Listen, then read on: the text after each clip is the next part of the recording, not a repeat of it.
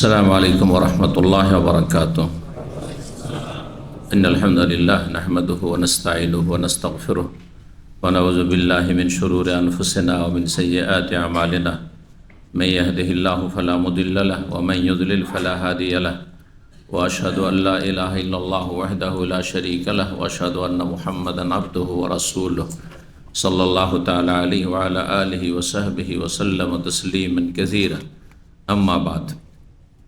সম্মানিত ভাতৃমণ্ডলী, আল্লাহ রাব্বুল আলামিনের প্রশংসা এবং নবী সাল্লাল্লাহু আলাইহি সাল্লামের উপর সালাত ও সালামের পর আজ জুমাবার 26শে সফর 1446 হিজরি মোতাবেক 30শে আগস্ট 2024 আমাদের ধারাবাহিক আলোচনা সহিহুল বুখারীর নবী রসুলগণ সম্পর্কীয় হাদিসের পর্ব নম্বর 14। ইমাম বুখারী রাহিমাহুল্লাহর কিতাবের অধ্যায় নম্বর 34-এ এসে আমরা পৌঁছেছিলাম গত পর্বে। সেখানে শুআয়ব আলাইহিস সালাম সম্পর্কে, যেই নবীকে মাদিয়ান শহরের অধিবাসীদের হেদায়েতের উদ্দেশ্যে প্রেরণ করেছেন আল্লাহ রাব্বুল আলামিন, এ সম্পর্কে কিছু আয়াতের বিচ্ছিন্ন তফসির রয়েছে, ধারাবাহিক তফসির না, কিছু শব্দের কোরআনে কারিমে যে মুশকিল কঠিন শব্দগুলি এসছে তার তফসির রয়েছে।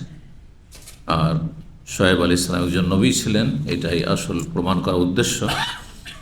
আর তাকে আল্লাহর মানুষকে হেদায়েতের জন্য বিশেষ এলাকায়, কারণ আগের নবীদেরকে বিশেষ বিশেষ অঞ্চল অথবা বিশেষ বিশেষ বংশ গোত্রের নবী করে পাঠিয়েছেন। সারা বিশ্বের নবী করে কোনো রসুলকে আল্লাহ পাঠাননি, একমাত্র মুহাম্মদ সাল্লাল্লাহু আলাইহি সাল্লাম ছাড়া। তিনি বিশ্বজাহানের সমস্ত মানুষ এবং জিনের নবী। কোনো মানুষ, কোনো জিন যদি ব্যতিক্রম হয় ঈমান ইসলাম থেকে রাসূলুল্লাহ সাল্লাল্লাহু আলাইহি সাল্লামের উপর, তাহলে সেই ব্যক্তি জাহান্নামী, এতে কোনো সন্দেহ নেই। এটা ঈমান আপনাকে রাখতে হবে, না হলে আপনি মুসলিম হতে পারবেন না। কোরআনে কারিমে এই মর্মে বেশ কিছু আয়াত রয়েছে। ইয়া আইয়ুহান নাস ইন্নী রাসূলুল্লাহি ইলাইকুম জামিয়া, হে মানব সকল, আমি তোমাদের জামিয়ান সমস্ত মানুষের জন্য, কালো সাদা সমস্ত মানুষের জন্য আমি রসুল হয়ে এসেছি। ইহুদি, নাসারা, হিন্দু, বৌদ্ধ, নাস্তিক, যত জাতি রয়েছে পৃথিবীতে সমস্ত জাতির যেন নবী রসুল হে মুহাম্মদ সাল্লাল্লাহু আলাইহি ওয়াসাল্লাম প্রেরিত হয়েছেন। এমনকি জিনদের জন্য, যেমন সূরা জিন, সূরা আহকাফ, এসব সূরাগুলিতে স্পষ্ট আয়াত রয়েছে যে জিনেরা ইসলাম গ্রহণ করেছে, আর যারা ইসলাম গ্রহণ করেনি তারা জাহান্নামী, তাদের জন্য কঠিন শাস্তি রয়েছে, জাহান্নামের শাস্তি রয়েছে।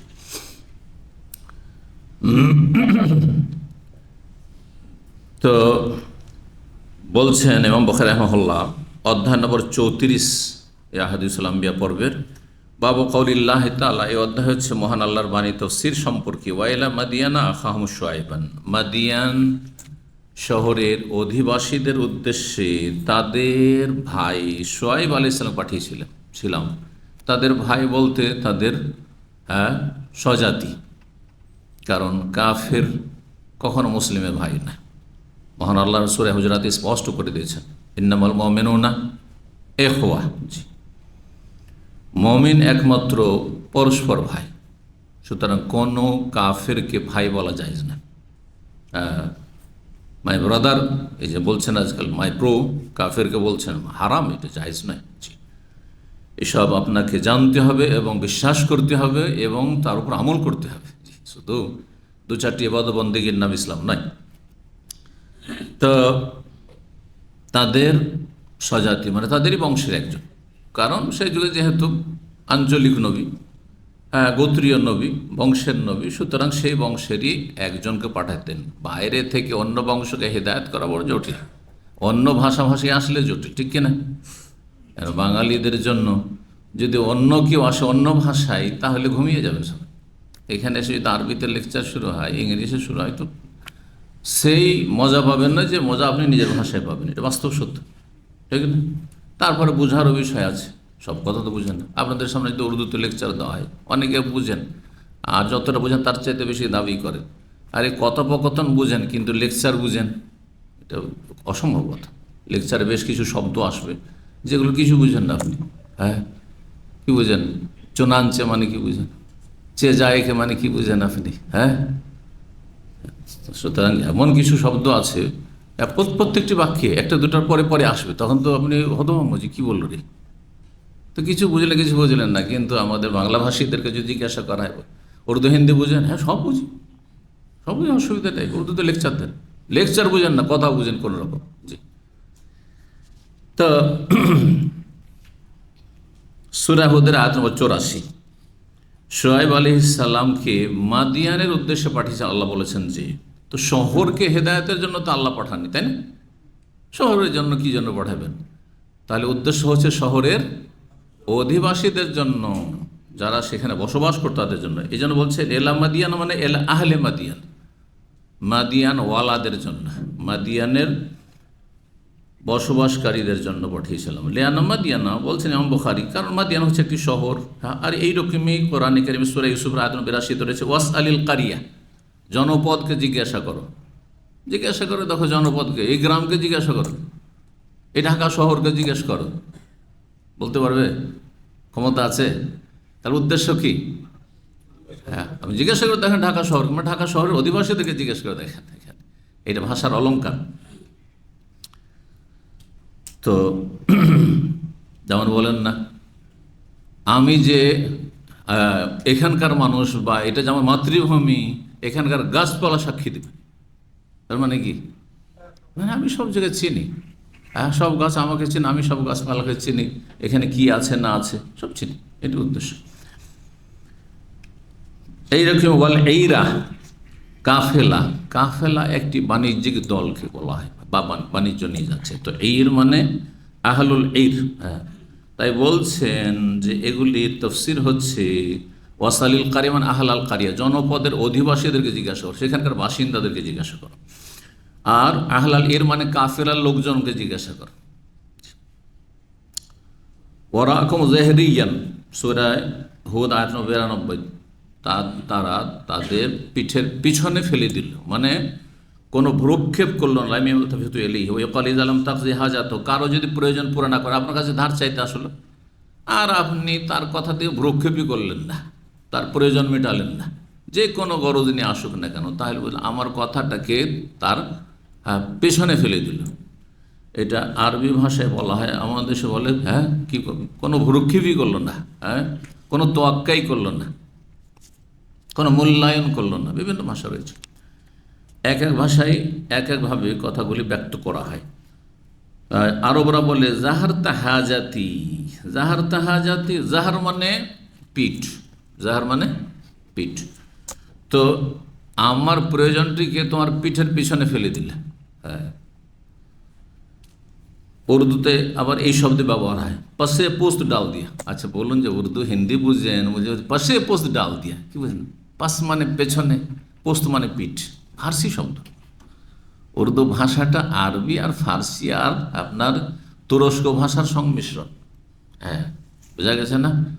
সব কয়েক ভাষা নিয়ে উর্দু ভাষা মুঘল আমলে তৈরি হয়, আর সেটা সীমিত আকারে প্রথম উর্দু ভাষা বলা হয়তো শুধু মোগলদের সেনাবাহিনীরা বলতো, আর তারপরে সেটাকে কী করা হয়, একটু বিস্তৃত করা হয়, আর জনগণ যারা ভারতের মুসলিম, পাকিস্তানের মুসলিম, তারা তখন উর্দু বলা শুরু করে। এই জন্য যারা উর্দু ভাষী তারা মনে করে যে উর্দুটা ইসলামিক ভাষা, কারণ হিন্দুরা উর্দু বলে না, কি বলে, পাশাপাশি বাস করে হিন্দি বলে। হ্যাঁ, যেই হিন্দিতে সংস্কৃতের প্রভাব বেশি, আর উর্দুতে সংস্কৃতের প্রভাব তেমন নেই, সামান্য কিছু শব্দ হয়তো আজকাল ঢুকিয়ে দেওয়া হচ্ছে, কারণ ভাষার তাদাখল আছে, মানে এক ভাষা আর এক ভাষার মাঝে এভাবে ঢুকে, সেই জন্য। কিন্তু মূলত উর্দু ভাষার উৎস হচ্ছে আরবি, ফার্সি আর তুর্কি, কথা বোঝা গেছে। আর এই ভাষাগুলি মুসলিমদের ভাষা বলেই গণ্য, সেই জন্য উর্দুর ওপর একটা ইসলামের ছাপ আছে। পক্ষান্তর হিন্দি ভাষার ওপর, বাংলা ভাষার ওপর সংস্কৃতের প্রভাব বেশি, সংস্কৃতের প্রভাব বেশি। যদি আলহামদুলিল্লাহ হ্যাঁ, বাংলাদেশের মুসলিম বা বিশেষ করে উলামায়ে কেরাম বা যারা ইসলামিক লেখক, তারা সেটার অনেকটা ইসলামীকরণ করেছে, যার ফলে যেসব ভাষাগুলি একটু সংস্কৃত প্রভাব ভাষা বা সংস্কৃতের এত বেশি প্রভাব ছিল, যেমন পানি গিয়ে জল বলা, আর তারপরে মাসি, পেশি ইত্যাদি, এগুলো কি ইউজ করছেন? করছেন না। স্নান ইউজ করছেন? এইগুলো হচ্ছে ইসলামীকরণ, ভাষার ইসলামীকরণ। কারণ আপনিও বাংলা বলছেন, সেও বাংলা বলছে, কিন্তু একটা বাংলা হচ্ছে সংস্কৃত ঘেঁষা, আর একটা হচ্ছে উর্দু বা আরবি ঘেঁষা। তো এই দুই ভাষায় পার্থক্য রয়েছে। এটা একটা গুরুত্বপূর্ণ বিষয় ভাষার সাহিত্য চর্চার ক্ষেত্রে, যে প্রত্যেক ভাষার ইসলামীকরণ হওয়া উচিত। না হলে এই জন্যই যারা আমাদের দেশে অধিকাংশ বড় শিক্ষিত সাহিত্যিক অথবা বড় ভাষাবিদ, ধরেন বাংলা ভাষার পণ্ডিত বা বিশেষজ্ঞ, মাস্টার পিএইচডি করেছে, তার অধিকাংশ কিন্তু নাস্তিক টাইপের। কারণ কি? তারা ইসলাম থেকে অনেক দূরে চলে সাহিত্য চর্চা করতে গিয়ে, না হিন্দুয়ানা সাহিত্য চর্চা করতে গিয়ে ওই হিন্দুদের মতো হয়ে গেছে। বুঝতে পেরেছে? এরকম নাস্তিক হয়ে গেছে, বাস্তব সত্য। সায়েন্স পড়ুয়া অত বেশি নাস্তিক নেই যত বেশি নাস্তিক আছে সাহিত্য পড়ুয়া। এটা কথা মনে রাখবেন। তো আমাদেরকে এই বিষয়গুলি সম্পর্কে সতর্ক থাকতে হবে, কারণ আমরাও ছেলে মেয়েদেরকে পড়াবো। কোন পড়া পড়ে আমার ছেলেটা ইসলামের গণ্ডিতে থাকবে? আগে মুসলিম বানাইতে হবে, তারপরে রাষ্ট্রপতি প্রধানমন্ত্রী বানাইতে হবে, তারপরে সাহিত্যিক আর বৈজ্ঞানিক বানাইতে হবে, তারপরে ডাক্তার ইঞ্জিনিয়ার আর হাতি আর ঘোড়া বানাইতে হবে। বোঝা গেছে না? আগে মুসলিম, ও সম্মা কোন মুসলিমিন ইন্নানি মিনাল মুসলিমিন, আমি আগে মুসলিম, তারপর আর কিছু।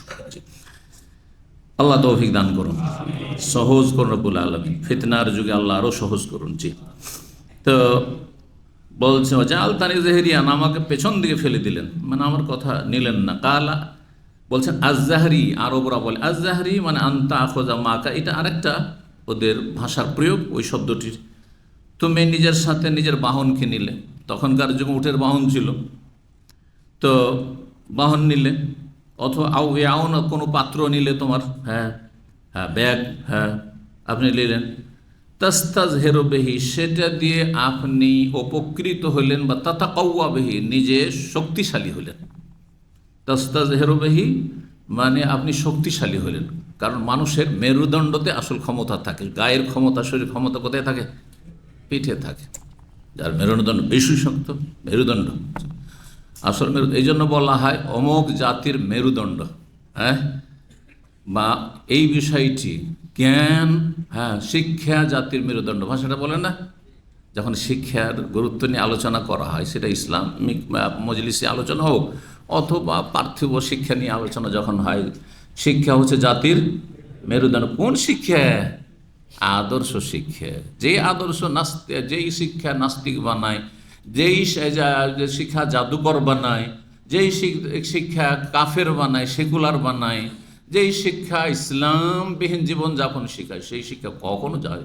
যেই সব চরিত্রহীনতা শেখায়, যেই শিক্ষা অবাধ মেলামেশা শেখায়, যেই শিক্ষা শিক্ষিত হয়ে জেনা ব্যভিচারকে ব্যভিচার মনে করে, কুকাজ নোংরামি মনে করে না, মদকে হারাম মনে করে না, সেই শিক্ষা জাতির মেরুদণ্ড না, জাতির সর্বনাশের কারণ। তো তারপরে বলছেন আরবরা মাকান এবং মাকানা দুটোর অর্থ একই অর্থ, মানে স্থান। কাল্লাম ইয়াগনাও ফিহা, সেই জাতিকে যখন ধ্বংস করা হইল, মানে শোয়েব আলাইহিস সালামের জাতির কথা চলছে, তো যেই গ্রামে যে এলাকায় তারা বসবাস করত এমন জনহীন হয়ে গেছে, বিরান হয়ে গেছে, মনে হচ্ছে যে তার এখানে তারা কোনোদিন জীবনযাপনই করেনি, মানে কোনো মানুষই এখানে বসবাস করেনি। এমনভাবে আল্লাহ ধ্বংস করে নিশ্চিহ্ন করেছেন যে কোনো কাফের জাতি যখনই তারা আল্লাহর বিরুদ্ধাচরণ করেছে, তাদেরকে আল্লাহ ধ্বংস করে দিয়েছে।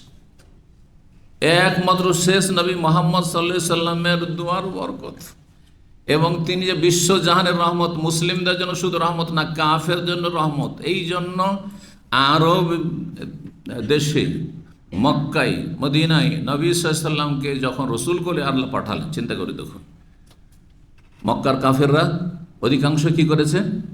অমান্য করেছে, অস্বীকার করেছে।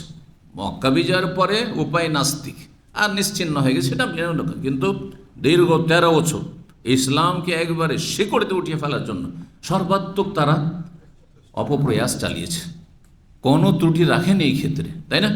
তায়েফের লোকেরা যে শত্রুতা প্রকাশ করেছে, আর নবী সাল্লাল্লাহু আলাইহি ওয়াসাল্লাম যে বদ আচরণ করেছে, তারপরেও কি আল্লাহ ধ্বংস করেছে? জমিনকে উল্টে পাল্টে রেখে দিয়েছেন, আসমান থেকে আপনার পাথর বর্ষণ করেছেন অথবা আগুন বর্ষণ করেছেন, যেমন বিভিন্ন জাতিকে আল্লাহ ধ্বংস করেছেন না? হ্যাঁ, বন্যায় প্লাবিত করে নূহ আলাইহিস সালামের জাতিকে ধ্বংস করেছেন, আদ সমুদকে ধ্বংস করেছেন, হ্যাঁ, লূত আলাইহিস সালামের জাতিকে ধ্বংস করেছেন, শুআয়ব আলাইহিস সালামের জাতিকে ধ্বংস করেছেন, কিন্তু আরও কাফেরদেরকে ধ্বংস করেননি। এটি নবী সাল্লাল্লাহু আলাইহি ওয়াসাল্লামের রহমতুল্লিল আলামিন হওয়ার বাস্তব প্রমাণ, যে ওইভাবে ধ্বংস করেননি। কিভাবে? ধীরে ধীরে ধীরে, এমন লেজ কাটা হয়ে গেছে, মাটির তলা থেকে পায়ের তলা থেকে মাটি সরে গেছে, যে আর তাদের কোনো অস্তিত্ব থাকেনি, ঠিক না?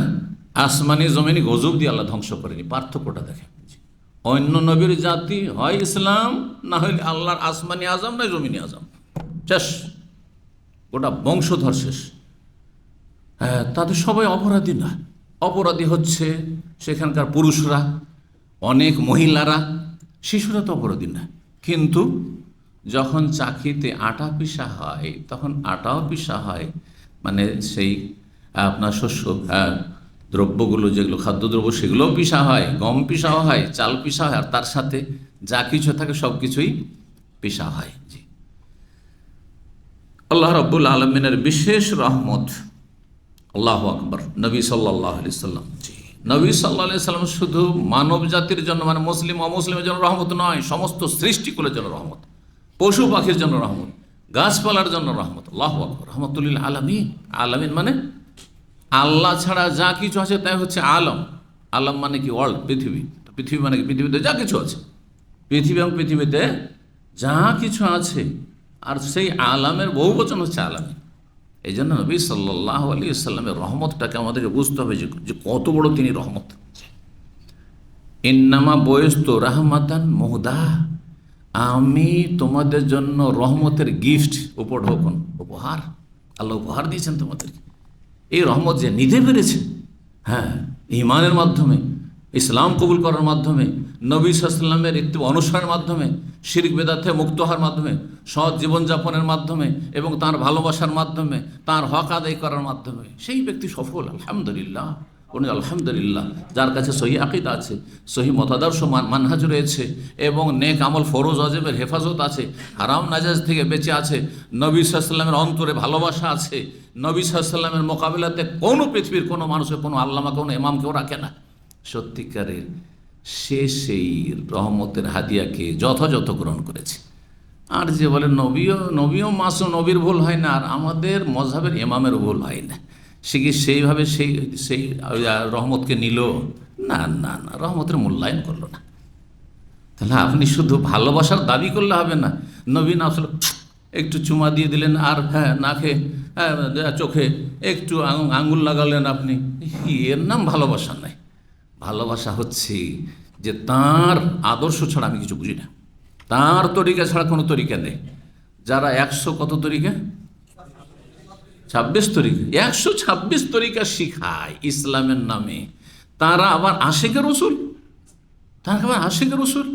তারা আবার নবীর যে নবীর রহমত, নবী সাল্লাল্লাহু আলাইহি ওয়াসাল্লাম যে রহমত, এই রহমতের হাদিয়াকে সাদরে গ্রহণকারী। আল্লাহ কোশ্চিন কালেও না। বোঝার চেষ্টা করুন।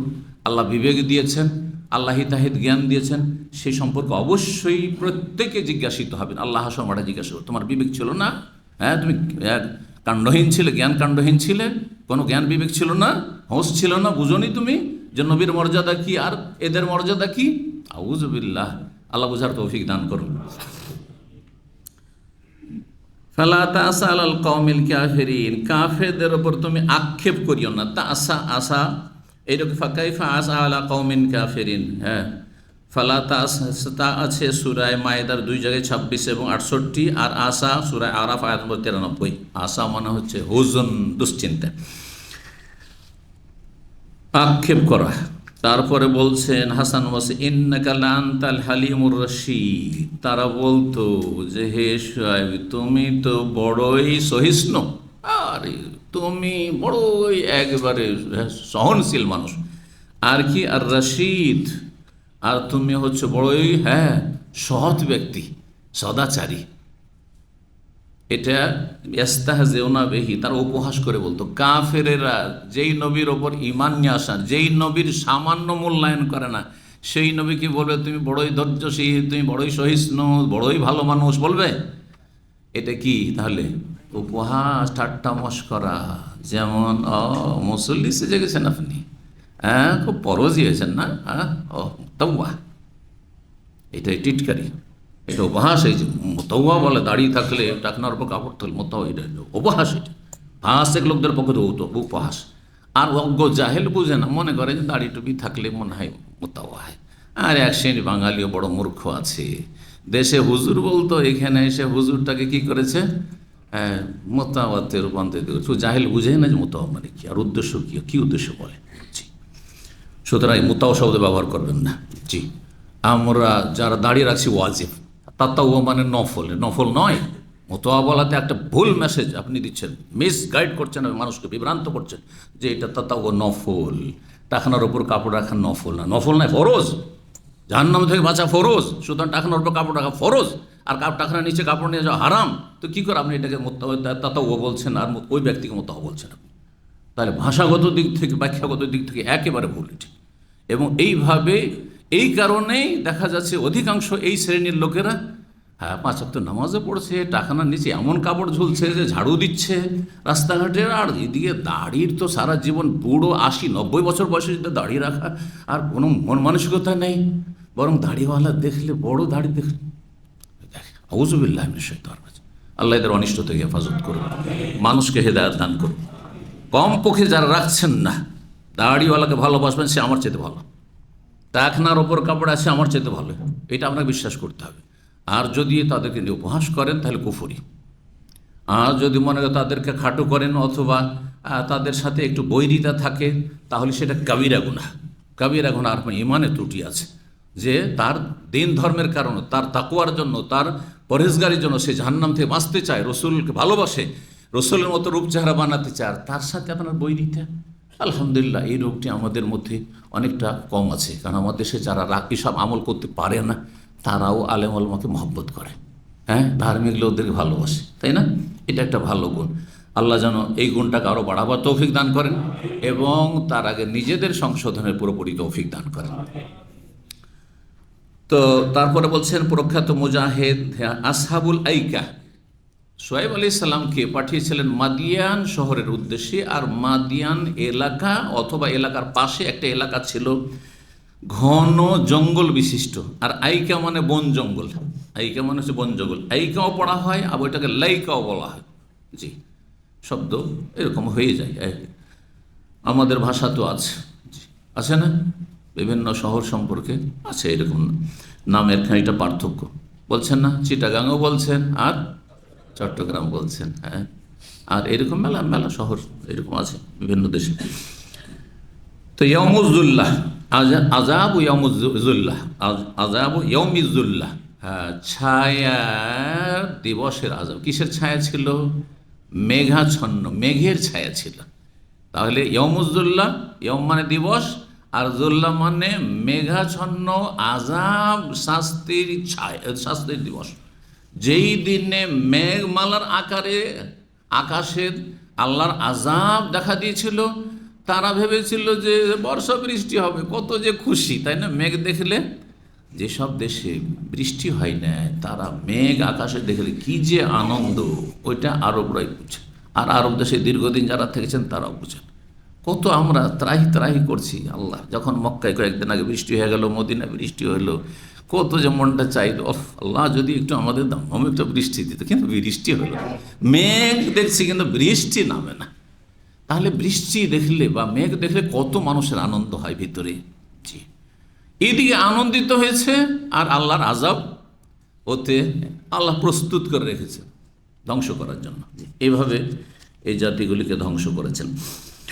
সূরা শুআরা আয়াত নম্বর 89 রয়েছে। তাই বলছেন ইয়াউমিজ্জুল্লাহ মানে ইজলালুল আযাবে আলাইহি, মেঘাচ্ছন্ন আযাবের দিবস ছিল সেটি। 35 নম্বর অধ্যায় বাবু কাউলিল্লাহ তাআলা, এই অধ্যায় হচ্ছে মহান আল্লাহর বাণী তাফসীর সম্পর্কে। ওয়া ইন্না ইউনুস লামিনাল মুরসালিন, নিঃসন্দেহে ইউনুস আলাইহিস সালাম রাসূলগণের অন্তর্ভুক্ত ছিলেন, তিনি একজন নবী রাসূল ছিলেন। তার সম্পর্কে আল্লাহ বলছেন সেই আয়াতে যে ওয়াহুয়া মুলিম, তিনি অপরাধী হয়ে গেছিলেন। মলিম যদি মালামত থেকে, লম থেকে হয়, সেটাই তো, লাম ওয়াও মিম ধাতু, এর মানে হয় তিরস্কৃত। কার পক্ষ থেকে? আল্লাহর পক্ষ থেকে। আল্লাহ তিরস্কার করলে তুমি বিনা হুকুমে কেন গেলে? বড়দের ছোট ভুল বড় ভুল, বড়দের ছোট ভুল বড় ভুল, আর ছোটদের বড় ভুল অনেক সময় ছোট করে দেখেন মানুষ, দেখেন না? তো নবীদের বিধান ছিল যে তোমাকে যেখানে হেদায়েতের জন্য পাঠিয়েছি সেখানে থাকতে হবে, ওই জাতির সাথে থাকতে হবে। ঈমান নিয়ে আসছে না নিয়ে আসছে, কিন্তু তোমাকে তোমার কাজ করে যেতে হবে। আর তুমি যদি সেখান থেকে চলে যাও তাহলে আল্লাহর অনুমতির অপেক্ষায় থাকতে হবে। এই জন্য নবী সাল্লাল্লাহু আলাইহি সাল্লামের মক্কা থেকে মদিনা হিজরতের আগে বেশ কিছু সাহাবায়ে কেরামকে অনুমতি দিয়েছেন নবী সাল্লাল্লাহু আলাইহি সাল্লাম, তোমরা হিজরত করো, তোমরা মদিনা নিরাপদ শহর, সেখানে চলে যাও। বেশ কিছু সেখানে সহযোগী ভাইয়েরা তৈরি হয়ে গেছে, আর যারা তোমাদের সার্বিক সাহায্যের জন্য প্রস্তুত হয়ে রয়েছে। আর এখানে তোমাদের উপর জুলম অত্যাচার সীমাহীন শুরু হয়ে গেছে, এখানে বসবাসযোগ্য এই মক্কা শহর নয় তোমাদের জন্য, সুতরাং চলে যাও। সাহাবীরা অনেকে আরজ করি, ইয়া রাসূলুল্লাহ আপনিও চলেন। আমি রবের ইন্তজার আছি, রবের অপেক্ষায় আছি, আমার রব যখন বলবেন যে যাও তখন যাবো আমি। সুবহানাল্লাহ। কিন্তু প্রস্তুতি নিয়ে আছেন। আবু বকর শুধু জানিয়েছে প্রস্তুত থাকো, যখনই হুকুম হবে, যেই দিন হুকুম হবে আজকে বেরিয়ে যাও, ওই দিন বেরিয়ে যাও। দুটো উঠ। আবু বকর সিদ্দিক রাদিয়াল্লাহু আগে থেকে প্রস্তুত রেখেছেন বাহন, যে একটা নবীর জন্য সাল্লাল্লাহু আলাইহি ওয়াসাল্লাম, একটা আমার জন্য। আল্লাহু আকবার। তো ইউনূস আলাইহিস সালাম ভুলটা কি করেছিলেন? যখন তারা বড়ই বেয়াদবি করলো আর অহংকার প্রদর্শন করলো, ইসলাম কবুল করলো না, ঈমান নিয়ে আসলো না, তখন অসন্তুষ্টে থাকো, তোমাদের উপর আযাব আসবে, আমি চললাম, রাগ করে চলে গেল। আমি আপনি যদি রাগ করে যাই, কোনো জাতি যদি অবাধ্য হয়, কথাই শোনে না মোটেই, শিরক বিদআত ছাড়ে না, অথবা অন্যায় ছাড়ে, পাপ ছাড়ে না, থাকবো না তোমাদের সাথে, গ্রামে থাকবো না, গেলাম। আল্লাহ ধরবেন না এটা, কারণ আমরা সাধারণ মানুষ। কিন্তু নবী, তোমার কাছে ওহী আসছে, তুমি ওহীর অপেক্ষা করতে পারলে না? ওহীর অপেক্ষা করতে আমাদের জন্য ইস্তেখারার রাস্তা খোলা আছে। আল্লাহ আমি এদের সাথে থাকবোই, খারাপ পরিবেশে না চলে যাবো, ইস্তেখারা, আল্লাহ তোমার কাছে কল্যাণ কামনা করছি, তুমি মনে যেটা আমার দেবে, ইস্তেখারার পরে সেটাই করবো। স্বপ্ন দেখা নয়, স্বপ্ন দেখার হাদিস জয়ীফ, সহি নয়। জি। কিন্তু নবী তার ওহীর অপেক্ষা করা উচিত ছিল, এটা যে করেননি তাই আল্লাহ ধরে ফেললেন। তিনি গেলেন কোথায়? সামনে নদী, সেখানে তিনি চাপবেন কিসে? নৌকায় চাপবেন বা পানি জাহাজে চাপবেন। লোক সংখ্যা এত বেশি হয়ে গেল, ভারী হয়ে গেল। তারপরে একজনকে ফেলে হালকা করতে হবে। কোরা হলো, বারবার কোরাতে তার নাম আসছে। কোরা বুঝেন তো, যেটাকে আমরা লটারি বলেন, কিন্তু লটারি যেহেতু জুয়াকে লটারি বলা হয়, সেই জন্য এই ভাষাটা বলতে আমি খুব সংযত। বুঝিয়ে বলতে হবে, না হইলে হালাল হারামকে একাকার করে দিবে। যারা ভাষা বেশি বুঝেন না আর দিনই কথাও বুঝেন না, মনে করছে ও লটারি যখন করেছে ইউনূস আলাইহিস সালামের জন্য, তা আমরা তো লটারি খেলছি। থাইল্যান্ডি লটারি না, জুয়া, জুয়া হারাম কাবিরা গুনাহ। আর লটারি মানে ভাগ্য নির্ণয় করা, কার ভাগ্যে আসে, বুঝা গেছে না? দুটা বিবি আছে, কারো দুটা বিবি, মাশাআল্লাহ নেই হয়তো, সব মিসকিন। তো দুটা স্ত্রী আছে, আর সৌদি আরব আপনি ভিজিটে নিয়ে আসবেন, কাকে নিয়ে আসবো? দুইজন বলছে আমি যাবো, বুঝা আমি যাবো, কি করবেন? ঠিক আছে, লটারি, ঠিক আছে, যার নাম উঠবে তাকে আগে নিব, আর তারপরে দ্বিতীয় সমাধান, এটি কোনো ঝামেলা নেই, তাই না? অনেক সময় ছেলে মেয়েদের নাম রাখার ক্ষেত্রে এরকম সমস্যা হয়। আপনি একটা নাম চয়েস করছেন, আপনার স্ত্রী বলছেন আমি আর একটা রাখবো, আপনার বাপ বলছে একটা, আপনার মা বলছে একটা, ছেলে মেয়ে যদি বড় থাকে তো ওইখানে ওদের নানা ভাষা, নানা মত, তো তখন করবেনটা কি? সমাধান শিখে নেন। ঠিক আছে, প্রত্যেকের নাম দাও, কেউ বলছে আয়েশা, কেউ বলছে ফাতেমা, কেউ বলছে অমুক, কেউ বলছে অমুক, ঠিক আছে, সব নাম লিখে তারপরে কাউকে উঠাইতে দাও। আর ছোটো বাচ্চাদের দিলে ভালো। তা যেটা উঠলো সেটা রেখে দিল। কথা বুঝতে পারছেন না? আমি একবার ওইভাবে নাম রেখেছি, আমার 9টা ছেলেমেয়ের মধ্যে একবার শুধু আমাকে এরকম করা পড়তে হয়েছে। মেয়ের নাম রাখবে, যেমন ছেলে মেয়ে একটু বড় হয়েছে, তারা বলে এইটার নাম আব্বু বেশি পছন্দ, এইটার নাম পছন্দ। ওরা আম্মু বলছে এটা আমার পছন্দ, এটা আমার ফুফুর নাম। তো ঠিক আছে, যদি এটা হয় 2-3টা নামের ভিতরে 2-3টা যখন প্রস্তাব আসলো, লিখো, আর লিখার পরে উঠাও। ওই ছোট বাচ্চা, যেটা ছোট ছেলে মেয়ে, তাকে উঠাইতে বললাম, আর তারপরে মাশাআল্লাহ উঠলো, যেটা উঠলো সেটা রেখে দিলাম। আর কারো কোনো আপত্তি থাকলো না, মনোকষ্ট থাকলো না যে আমার নামটার মূল্যায়ন করা হলো না, রাখা হইল না, ঠিক না? জি। তো বলছেন যে মুলিম, তিনি আল্লাহর পক্ষ থেকে তিরস্কৃত হয়েছিলেন। আর কেউ কেউ অর্থ করেছে অপরাধী, তিনি ভুল করেছিলেন। সূরা সাফফাত আয়াত নম্বর 139 থেকে 142 এই বিষয়গুলো বর্ণনা করা হয়েছে। ইমাম মুজাহিদ বর্ণনা করে তার অর্থ করছেন মুজনেব। ওই মুজনেব মানে তিনি গুনাহগার, জম্বুর মানে গুনাহ, তো গুনাহগার হয়ে গেছেন, মানে ভুল করেছিলেন। নবীর তাহলে ভুল হতে পারে, কিন্তু বড় ধরনের ভুল হবে না, একটা কথা, একটা শর্ত। আর ভুলের ওপর তিনি অবিচল থাকবেন না, সংশোধন করে দেবেন, সংশোধিত। এই দুটো পার্থক্য। আমাদের দ্বারা বড় ভুল হয়ে যেতে পারে, বড় কাবিরা গুনাহ, শিরক, কুফরি, খুন, আউযুবিল্লাহ, আল্লাহ হেফাজত করুন, যে কোনো পাপ হয়ে যেতে পারে, কিন্তু নবীদের দ্বারা ওই রকম পাপ হবে না। এটা হচ্ছে মাসুমের অর্থ। আর একটা অর্থ হচ্ছে যে নবী একটা ভুল সিদ্ধান্ত নিলেন বা ভুল কথা বলে দিলেন, ফতোয়া দিয়ে দিলেন, বলে দিলেন, আর তার উপরে সারা জীবন থেকে গেলেন, এটা হইতে পারে না। কিন্তু আমি ভুল ফতোয়া দিয়ে 100 বছর বাঁচলেও হইতে পারে ভুলের উপর থেকে গেল। এটা, এই দুটো পার্থক্য মনে রাখবেন, নবী এবং আলেম আর ইমাম আবু হানিফা, শাফি, মালিক, আহমদ, আবু বকর, উমর, উসমান, আলী, সাহাবায়ে কেরাম, তাবেঈন আর আম্বিয়া রসুলগণের মাঝে পার্থক্য। আম্বিয়া রসুল যদি একটু ভুল কিছু করেন, সাথে সাথে ওহী নাযিল হবে, এটা করলেন কেন? বুঝছেন না? নবী সাল্লাল্লাহু আলাইহি সাল্লাম বদরের বন্দীদের 70 জন বন্দী কি করেছিলেন? সিরাতুন নবী, কি করেছিলেন? পণ নিয়ে ছেড়ে দিয়েছিলেন, যে আমাদের পয়সারও প্রয়োজন রয়েছে। আর তারপরে সব তো নিকট আত্মীয়, সব কে কার চাচা, কে ভাতিজা, কে নিজের ছেলে, বাপ, এইভাবে বন্দী হয়েছে। আব্বাস নবী সাল্লাল্লাহু আলাইহি চাচা, তারপর জামাই আবুল আসবিন রবি, এরা বন্দী। তো কি করা হলো? আমাদের আর্থিক একটু অভাবগুলোও দূর হবে, কারণ আমাদের কাছে অস্ত্র নেই, নিরস্ত্র আমরা, অস্ত্র কেনার পয়সা নেই, খাওয়ার পয়সা নেই, শরীরে বস্ত্র নেই, অনেকের অভাব। আর তারপরে এদেরকে খুন করবো, তো নিজের নিকট আত্মীয় হতে পারে, আল্লাহ এদেরকে হেদায়েত করবে যুগের আবর্তন বিবর্তনে অচিরেই। তো এই মতটি কার ছিল প্রস্তাব? আবু বকর সিদ্দিক রাদিয়াল্লাহু তাআলা আনহু, ওমর রাদিয়াল্লাহু তাআলা আনহু পরামর্শ যখন বললেন যে না, এত বড় বড় অপরাধী, আর তারা ওখান থেকে মক্কা থেকে এত দূর বদরে এসে 300-350 কিলোমিটার এসে এখানে আমাদের আক্রমণ করতে এসছে, অথচ তাদের কাফেলা নিরাপদ পৌঁছেও গেছে। অনেকে পরামর্শ দিয়েছিল আবু জাহলকে, আর যেও না, যেটা রক্ষার জন্য যাচ্ছিলে বাণিজ্যিক কাফেলা, সেটা তো চলে আসছে, ছেড়ে দাও। না, শিখিয়ে আসবো। শিখে আসবে কি?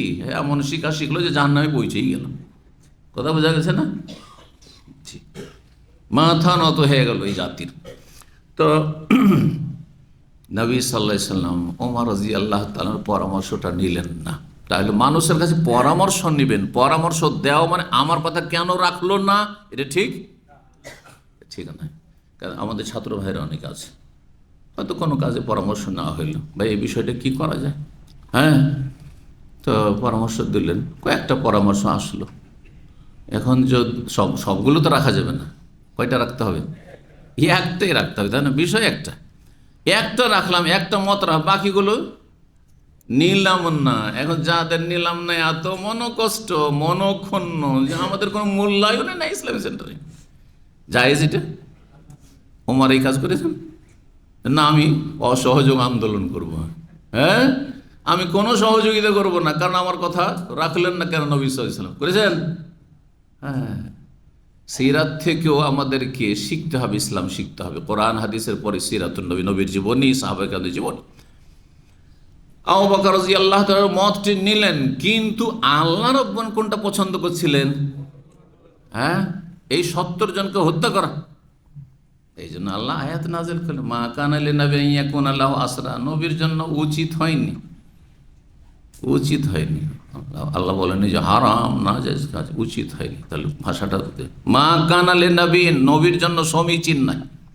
ইয়াকুনা লাহু আসরা, যে তার কাছে বন্দী থাকবে, আর তাদেরকে রক্তপণ নিয়ে ছেড়ে দেবে, না বা মুক্তিপণ নিয়ে ছেড়ে দেবে, হাত্তা ইউসখিনা ফিল, যতক্ষণ পর্যন্ত তাদের রক্ত জমিনে প্রবাহিত না করবে, সবকে খুন না করবে।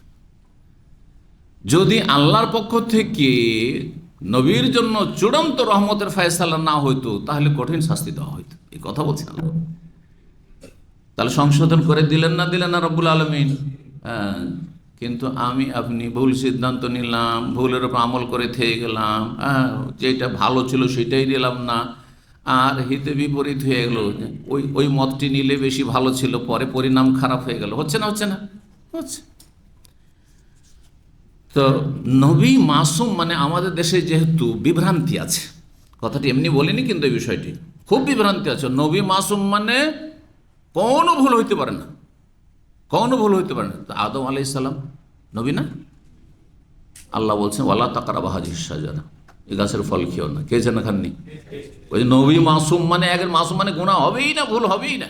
আল্লাহ বলছেন আসা আদম ও রাব্বাহ, আদম রবের নাফরমানি করেছে। নাফরমানি বলেননি আল্লাহ কোরআনে? জি হ্যাঁ। ইউনূস আলাইহিস সালামের এটা ভুল হলো না, কিন্তু ওই রকমের বড় ভুল না, যেমন বলছি বড় বড় কাবায়ের না, কবিরা কোনো নাই।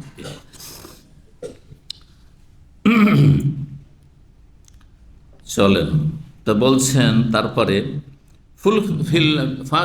বলছেন ইজ আবাকা ইলাল ফুলকিল মাশহুন, যখন তিনি গ্রাম থেকে পালিয়ে গেলেন, আল্লাহ পালিয়ে যাওয়া শব্দের ব্যবহার করেছে, আবাকা, ও চলে গেলেন শুধু বলেননি, জাহাবা বলেননি, আবাকা।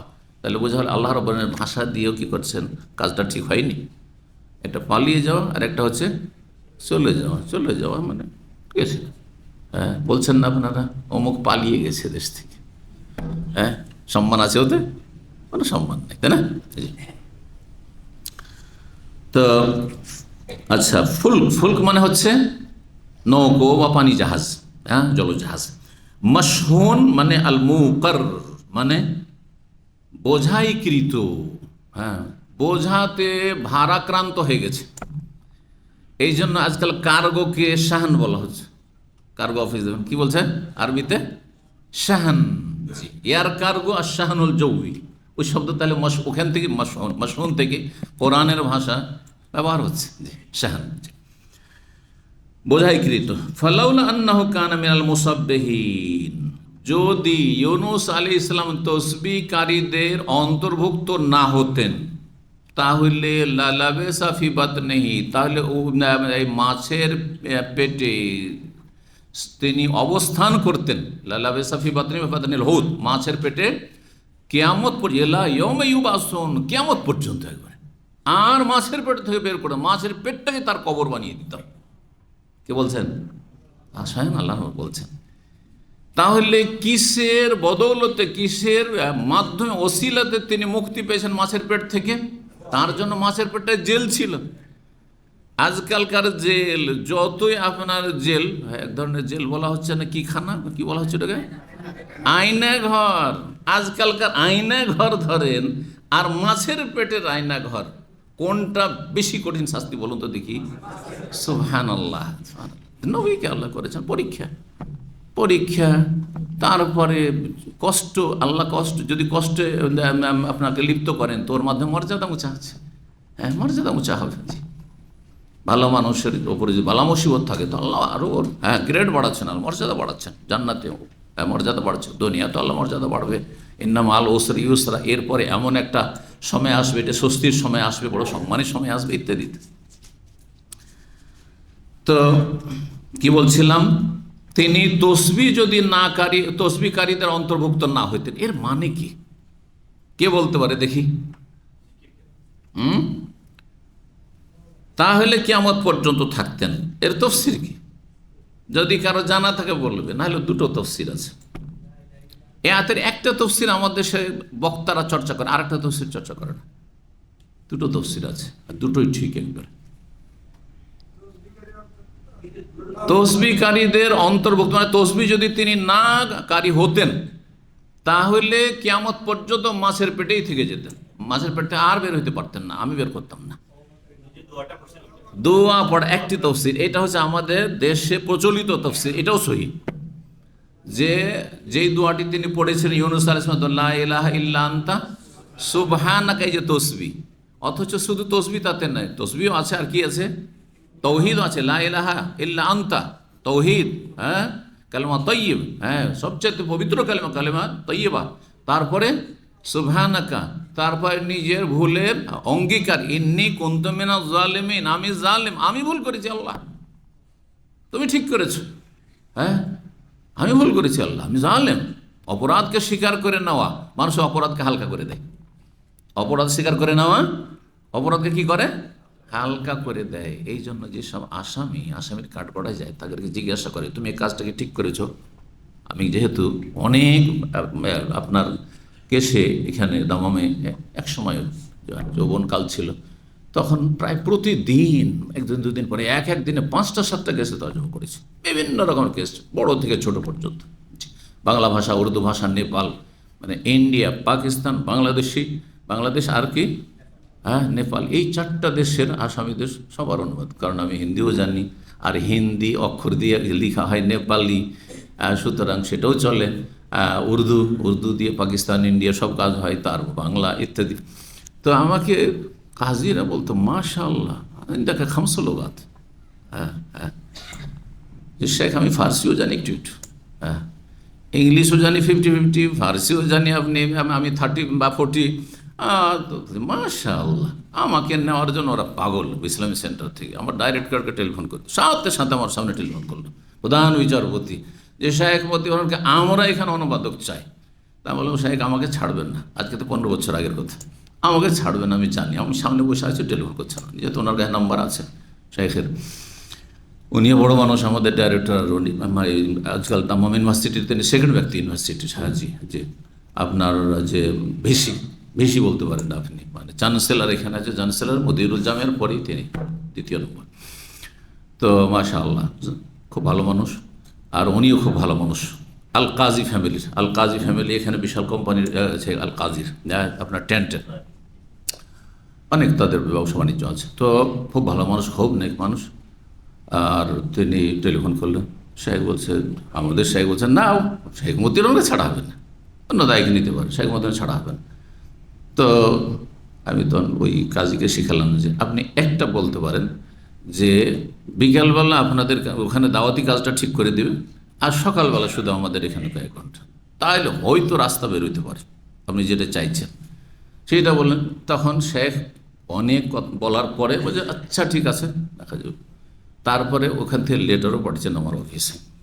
তো কিন্তু আল্লাহ হয়তো আমাকে ফুলভাবে দাওয়াতি কাজে রাখবেন, নিয়ে যাবেন না, সেই জন্য তকদিরে যেটা ছিল সেটাতে কি আছে, কল্যাণ আছে। না হলে হয়তো সপ্তাহে 2-3টে বক্তব্য করতাম, আর ওইদিকে আমি নিজের যেটা আসল রুজি, আসল চাকরি, সেটাতে যথেষ্ট একটা সময় আর এনার্জি নিয়ে নিত, এনার্জি শেষ হয়ে যেত। তার ফলে অতটা দাওয়াতি কাজ হইতো না যতটা আল্লাহ রাব্বুল তৌফিক দিয়েছেন, তাই না? এটা আপনাদেরকে বলছি। তো কি বলতে গিয়ে বললাম, হ্যাঁ, আসামিদের অপরাধগুলি সম্পর্কে যদি স্বীকার করে, এটা একটা পয়েন্ট জিজ্ঞাসা করতো যে তুমি যে কাজটা করেছো ঠিক করেছো না ভুল করেছো। যদি বলে আমি ভুল করেছি, তার সাজা হালকা, অনেকটা সাজা আছে কিন্তু হালকা। জানতাম না এই আইনটা, আমি জানতাম এটা নিষেধ, এটা জানতাম না। কিন্তু যদি বলে যে না ভুল করিনি, মিথ্যার আশ্রয় নিচ্ছে, আমি করিনি কাজটি, আর আসলে কিন্তু সাক্ষী প্রমাণ বা কিছু যে দলিল প্রমাণ হয়ে গেল সে অপরাধটি করেছে, কিন্তু অপরাধকে অস্বীকার, লুকাচ্ছিল, গোপন করছিল, তাহলে তার শাস্তি বেড়ে গেল। 1 বছরের জায়গায় 6 মাসের জেলের জায়গায় তার 4 বছর 5 বছর ছিল। এখান থেকে তাকে এক্সিট লাগানো, এক্সিট লাগিয়ে দেওয়া হইল, শাস্তি দেওয়া হলো, জেলও খাটলো আর এক্সিটও হইলো, এগুলো হয়ে থাকে সব জায়গায় এটা। তো অপরাধ স্বীকার করলে আপনি কোম্পানিতে ভুল করেন, আর যদি সবসময় সারেন্ডার করেন, স্যার সরি, ইংরেজিতে একটা শব্দ আমি বলি না, হ্যাঁ, গরমকে একবার ঠান্ডা বরফ করে দেওয়ার জন্য কি দুঃখিত, বাংলা কি দুঃখিত, আরবিতে আসেফ, আল্লাহ শেষ, কাউকে লাথি মেরে দিয়ে বলছে হ্যাঁ সরি।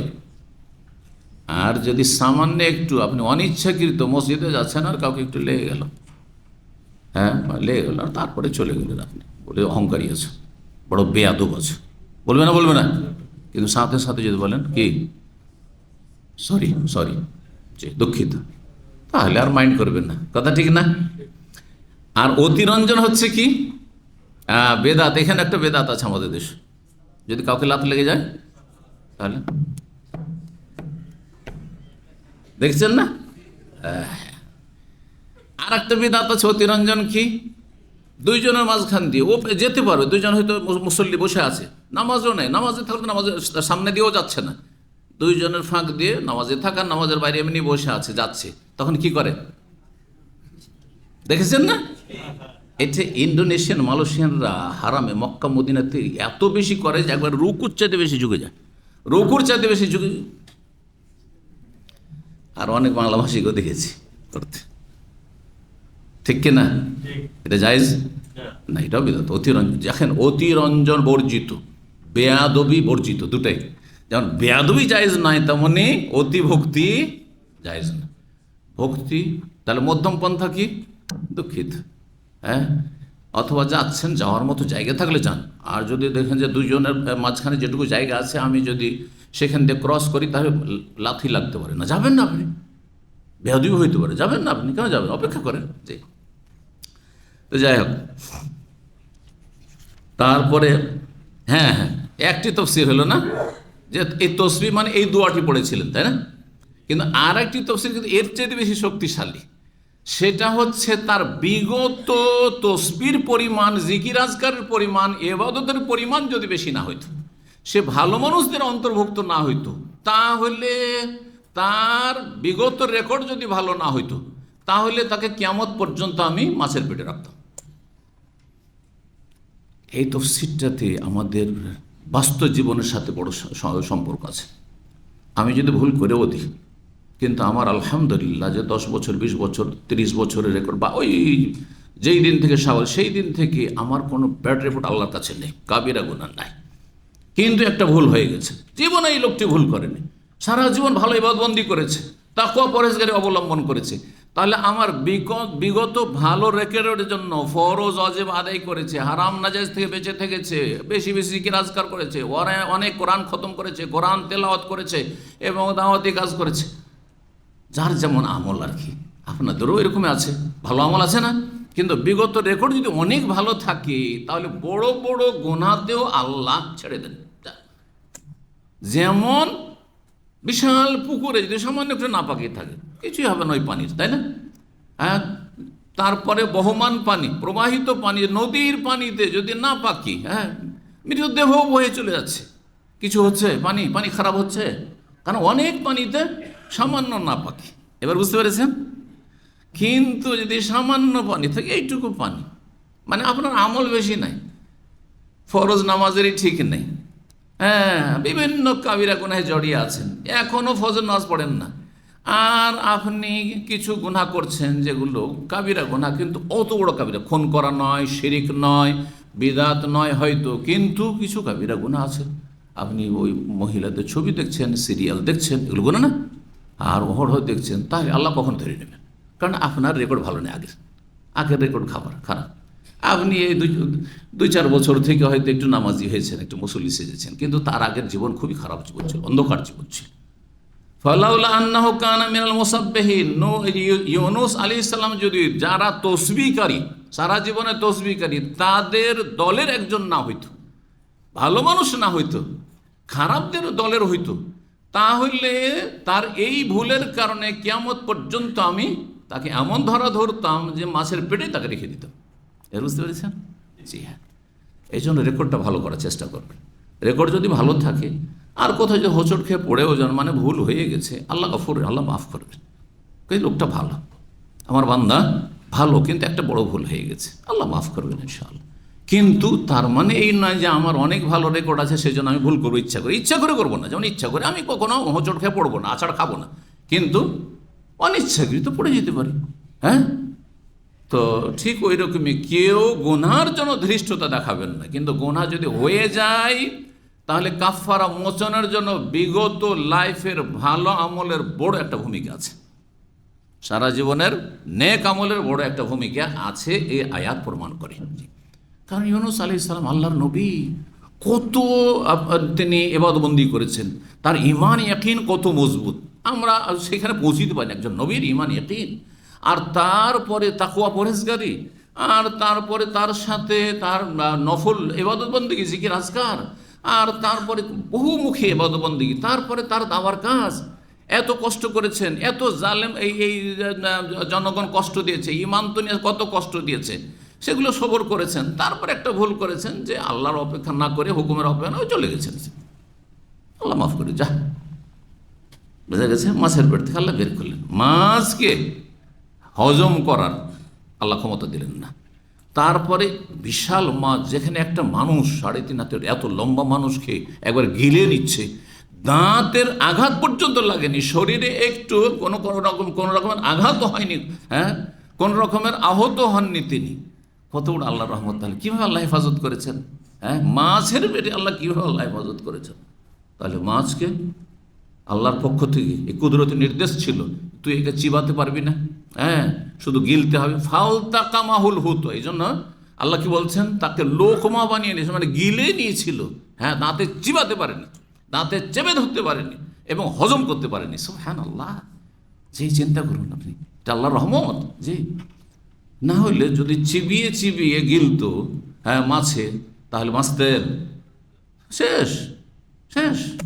যেমন সাধারণত হয়ে থাকে, একটা মাছ বা একটা যে হিংস্র পশু কাউকে খায়, তাহলে আগে ওকে টুকরো টুকরো করবে, চিবাবে, চিবিয়ে চিবিয়ে ও তখনই শেষ হয়ে গেছে, তখনই শেষ হয়ে গেছে, রো বেরিয়ে গেছে। তখন আল্লাহু আকবার। এ হচ্ছে নবীর মর্যাদা আল্লাহর কাছে। নবী হয়তো তাকে শিক্ষা দিলেন, কিন্তু কত সম্মানিত করেছেন, কত হেফাজত করেছেন, কিভাবে আল্লাহ সুরক্ষিত করেছেন। 143 নম্বর আয়াত সূরা সাফফাতের বলছেন, ফানাবাযনাহু বিল আরায়, তারপরে মাছের পেট থেকে তাকে আমি বের করে নিক্ষেপ করলাম, ফেলে দিলাম। কথা বিল আরায়ে মানে ভূপৃষ্ঠে, জমিনের ওপর। কোথায় ছিল? মাছ ছিল পানিতে, আর সেখান থেকে মাছ ওপরে কী করো, নিক্ষেপ করলো ওপরে, জমিনে। কারণ যদি ফেলে দেয় কোথায়? হ্যাঁ, পানিতেই যদি ওগুলো ফেলে দেয়, তাহলে পানিতে এমনি তো নিস্তেজ, কমজোর হয়ে গেছে, শরীরটা দুর্বল হয়ে গেছে, রুগ্ন হয়ে গেছেন, তিনি সাঁতারও কাটতে পারবেন না, তাহলে কিছুক্ষণে ডুবে আবার মারা যাবেন, শেষ হয়ে যাবেন তিনি। এই জন্য বিল আরাই মানে ওয়াজহুল আর, ভূপৃষ্ঠে, স্থলে, খোলা ময়দানে, একবার খোলা ময়দান। আল্লাহু আকবার। আরা বলছে ওয়াজহিল আরজে মানে ভূপৃষ্ঠে, জমিনে। ওয়াহুয়া সাকিম, তখন তিনি রুগ্ন ছিলেন। সাকিম, সাকাম বা সকম মানে রোগ। জি, লা ইউগাদিরু সাকামা, হাদিস আছে না? জি, ইন্নী সাকিম, ইব্রাহিম আলাইহিস সালাম বলছেন আমি অসুস্থ। তিনি এবার অসুস্থ হয়ে পড়েছেন মাছের পেটে থেকে। আম্বাতনা আলাইহি, এখন এইভাবে রুগ্ন মানুষ, ক্ষীণ মানুষ, আর খোলা ময়দানে, সেখানে গাছপালা নেই, কোনো কিছুই নেই, সেখানে যদি ফেলে দেওয়া হয় তো রোদরে তিনি মরে যাবেন, তাই না? সেই জন্য আল্লাহ বলছেন ওয়াম্বাতনা আলাইহি শাজারাতাম মিন ইয়াকতিন, আর তাকে ছায়া করার জন্য সেখানে লাউ গাছ আমি উদ্গত করে দিলাম। লাউ গাছ এত লতা পাতা বিশিষ্ট হয়ে গেছে যে সেখানে সেই গাছগুলিতে তাকে ঢেকে নিচ্ছে, যার ফলে কোনো রোদ তাপও লাগছে না তাকে। ইয়াকতিন মানে লাউ গাছ, যে দুব্বা। হ্যাঁ, লাউয়ের কয়েকটা আরবি তাহলে হয়ে গেল। একটা কোরআন ভাষায় ইয়াকতিন এখানে বলা হয়েছে মানে লাউ গাছ, আর হাদিসে রয়েছে দুব্বা, দুব্বা। আর আজকালকার ভাষায় ব্যবহার করে, সবজি মার্কেটে কেউ আছে, কেউ আছে কি বলে, কারা, গারা নয়, কাফ দিয়ে আছে, কিন্তু কাফকে গ বলা, কাফকে গাফ বলা আরবদের এটা কি মাতৃভাষা, বুঝা গেছে না? যেমন আকুলুল্লাকা, ঠিক না? কিন্তু এরা কি বলছে? আগুল্লাক। হ্যাঁ, আগুল্লাক বলছে না, ইয়াল্লা গুল গুল, গুল না কুল।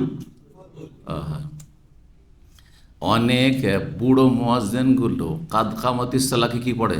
গদগামাতিস সালা, গদগামাতিস সালা। বুঝতে পারছেন না? ওই মাতৃভাষা দিয়ে কামড় দিচ্ছে। জি, তো পাম্বাতনা আলাইহি শাজারাতাম মিন ইয়াকতিন। ইয়াকতিন কি গাছ? বলছে মিন গায়রি যাতে আসলিন, এমন গাছ যেই গাছ কাণ্ডহীন, মানে বডি নেই। কোন গাছের বডি নেই? তাই যেগুলো লতা পাতা বিশিষ্ট গাছ, তৃণলতা। তাহলে লাউ গাছ, কুমড়ো গাছ, এরকম পটল, এই ধরনের যতগুলি গাছপালা আছে সেগুলোর কাণ্ড নেই। জি, কিন্তু আম গাছ কাণ্ড আছে, তাই না? খেজুর গাছ কাণ্ড আছে। আসল মানে তাহলে কাণ্ড, এই তারপরে তফসির আদুব্বা ওয়ান্নাহবেহি, হয় সেটি লাউ ছিল বা লাউ অনুরূপ কোনো গাছ ছিল, লাউ অনুরূপ কুমড়ো এই ধরনের যে কোনো গাছ। ওয়ারসালনাহু ইলা মিআতি আলফিন আও ইয়াজিদুন, আর এই ইউনূস আলাইহিস সালাম নবীকে আমি পাঠিয়েছিলাম 1,00,000 মানুষের হেদায়েতের উদ্দেশ্যে, মানে ওই সম্প্রদায়ে যেখানে তাকে পাঠানো হয়েছিল সে এলাকায় 1,00,000 মানুষ বসবাস করত, তাদের হেদায়েতের জন্য আল্লাহ পাঠিয়েছিলেন, অথবা তার চাইতে কিছু বেশি সংখ্যায় লোকেরা সেখানে বসবাস করত তাদের হেদায়েতের জন্য। ফাআমানু, কেন আল্লাহ ধরলেন? কারণ আল্লাহ জানছেন যে এখন পর্যন্ত তারা কাফের, অবাধ্য হয়ে আছে, কিন্তু আর 2-4টা দিন সবর করলে তো এরা হেদায়েত হয়ে যাবে। কথা বোঝা গেছে না? তো তুমি থামো, আমি জানি যে কি হবে না শেষ পরিণাম, তুমি তাড়াহুড়া করে, আমি আল্লাহ যখন জানছেন এরা হেদায়েত হবে না, সুতরাং এইটা অনুর্বর জমি, তুমি এখানে থাকিও না, চলে যাও হিজরত করে। যেমন মক্কা সম্পর্কে নবী সাল্লাল্লাহু আলাইহি ওয়াসাল্লাম 13 বছর থাকলেন, তারপরে এই জাতি হেদায়েত হতে চায় না, কুফরের উপর অনড়, আর বড় জালেমেরা, বড়ই কট্টর গোড়া, তখন আল্লাহ বলছেন না, এই মক্কার জমিন অনুর্বর জমি, এরা তোমার জাতি কুরাইশরা হেদায়েত হবে না, এরা কুফরের ওপর অনড় থাকবে, সুতরাং তুমি মদিনায় চলে যাও। হ্যাঁ, ওখানকার জমি হচ্ছে উর্বর শক্তি আছে, মানে ওখানকার মানুষরা প্রস্তুত আছে ইসলাম কবুল করার জন্য, যাও একটু তাদেরকে হেদায়েত করলেই, আর ভালো কথা বললে তারা হেদায়েত হয়ে যাবে। তাই হলো। তারপরে পরে আল্লাহ রাব্বুল আলামিন ওই রকমের পরিবেশ তৈরি করে দিলেন, হ্যাঁ, বিভিন্ন জিহাদের মাধ্যমে, আর তারপরে দাওয়াতের মাধ্যমে, আর তারপরে মক্কাবাসী অধিকাংশ ইসলাম কবুল করলো, সামান্য কিছু থাকলে তারা নিশ্চিহ্ন হয়ে গেল। তো তাই আল্লাহ বলছেন যে এই যে 1,00,000 অধিক লোকেরা ছিল, ফামানু, তারা ঈমান নিয়ে আসলো, ফামাত্তা না হয়ে গেল, যখন তারা ঈমান নিয়ে এসে মুসলিম হয়ে গেল, মুমিন হয়ে গেল, তখন তাদেরকে একটা নির্দিষ্ট কাল পর্যন্ত আমি উপভোগ করার বা জীবনযাপনের সময় সুযোগ দিলাম, হ্যাঁ, জীবনযাপনের বেঁচে থাকার সুযোগ দিলাম, না হলে আল্লাহ কি করতেন? ধ্বংস করতেন। আল্লাহ রাব্বুল আলামিন আযাব দেখিয়ে দিয়েছিলেন। যখন এইরকম দেখলো যে নবী আমাদের রাগ করে ছেড়ে চলে গেছে, আর আল্লাহ আযাব আমরা আকাশে দেখতে পাচ্ছি, কি যে আযাব আসে, সবাই তওবা করতে লেগেছে, কিন্তু আযাব এখনো শুরু হয়ে যায়নি, যার ফলে আল্লাহ মাফ করেছেন। কিন্তু আযাব শুরু হয়ে যাওয়ার পরে আল্লাহ রাব্বুল কখনো মাফ করবেন না। শুধু এই জাতি আযাব খানিকটা আকাশে অনুভব করেছে, তারপর এই জাতিকে আল্লাহ ঈমানের তৌফিক দিয়েছেন, তওবার দরজা এখনো বন্ধ হয়নি। বাকি যখন মানুষ চোখে সচক্ষে কোনো আযাব দেখে নেয়, তারপরে তওবার দরজা বন্ধ হয়ে যায়, তওবার দরজা বন্ধ হয়ে যায়। যেমন ফেরাউনের সেনাবাহিনী, তারা বলেছিল না ঈমান, লা ইলাহা ইল্লাল্লাহ বলেছিল না, বলেনি? কিন্তু পানিতে ডুবে এখন আযাব মানে হাড়ে হাড়ে টের পাচ্ছে যে এই মুহূর্তে শেষ। তখন বলছে আমানতু বিরাব্বি হারুন ওয়া মূসা, চলবে না? আমানতু বিল্লাযী আমানাত বিহি বানু ইসরাঈল, এটা বলেছিল, হ্যাঁ, ওয়া আনা মিনাল মুসলিমিন। আল্লাহ বলছে আল আনা, এখন ওকাদ আসাইতা কাবলু, সারা জীবন এইরকমই করতে থাকলে, নাফরমানি করতে থাকলে, বিরুদ্ধাচরণ করতে থাকলে, অকুনতা মিনাল মুফসিদিন, তুমি বড়ই বিশৃঙ্খলা সৃষ্টিকারী ব্যক্তি ছিলে, তুমি বড়ই অশান্তি সৃষ্টিকারী ব্যক্তি ছিলে, না তোমাকে আর ছাড়া হবে না। তো আযাব চলে আসার পরে আর ছাড় দেওয়া হয় না। এই জাতিকে আল্লাহ মাফ করে, ওয়ালা তাকুন কা সাহিবুল হুদ, এই ছিল সূরা আপনার সাফাতের 147-148 আয়াত। তারপরে বলছে ওয়ালা তাকুন কা সাহিবুল হুদ, সূরা কালামের 48 আল্লাহ বলছেন তোমরা মাছওয়ালা নবীর মতো হয়ে যেও না। তার মানে কি? মাছওয়ালা নবীর একটি ত্রুটি বা বিচ্যুতি, সেটা হচ্ছে অধৈর্য হয়ে যাও, হ্যাঁ, অধৈর্য হয়েও না। ওয়ালা, তো হে নবী মোহাম্মদ নবী সাল্লাল্লাহু আলাইহি ওয়াসাল্লামকে আল্লাহ সম্বোধন করছেন, আর পরোক্ষভাবে আমাদেরকে সম্বোধন, কখনো অধৈর্য হবেন না। আপনার গ্রামে যাবেন, দেখবেন সব শিরক বিদআতকারী সব, আর কট্টর একবার অন্ধ, না রে, এদেরকে বইলে হবে না। ভাই বেরাদর, আত্মীয় স্বজন একজন আমার কথা শুনতে চাই না, বরং আমার সাথে সার্বিক দিক থেকে শত্রুতা করছে, আর কত যে ক্ষতি করার চেষ্টা করছে। সবুর করুন। যখন দেখবেন যে না আমার প্রাণ নাশের ঝুঁকি আছে, তখন সেখান থেকে আপনি চলে যাবেন, কিন্তু যথাসাধ্য কিছুদিন তো সবুর করুন। আর সবুর করবেন না, আমাদের স্বভাব কি, একবার দুইবার বলার পরে বলি যে একে 100বার বলেছি, লাভ হবে নাকি? বলে কেমন করে জানে লাভ হবে না? আপনি রুমমেট নামাজ পড়েন না, দিয়ে একবার বলেছেন আমাকে বিরক্ত করিয়েন না তো, এরকম অনেক বেয়াদব আছে, বেদিন আছে না নেই? আর যদি ওর চেয়ে বেশি গায়ে জোর থাকে বলবে যা বললে বললে আর বলবে না। আমাদের নতুন দিনই ভাই এই আশেপাশে একটা রুমে গিয়েছে, নতুন গিয়েছে, নামাজি লোক, আর বাকি সবগুলি বেনামাজি, দেশি মনে করে গিয়েছে রুমে। আর যাওয়ার পরে ও নামাজ পড়তে আসে ফজরে, তা বলে ভাই চলো নামাজ পড়তে। হ্যাঁ, তারপর লাইট জ্বালিয়ে দেয়।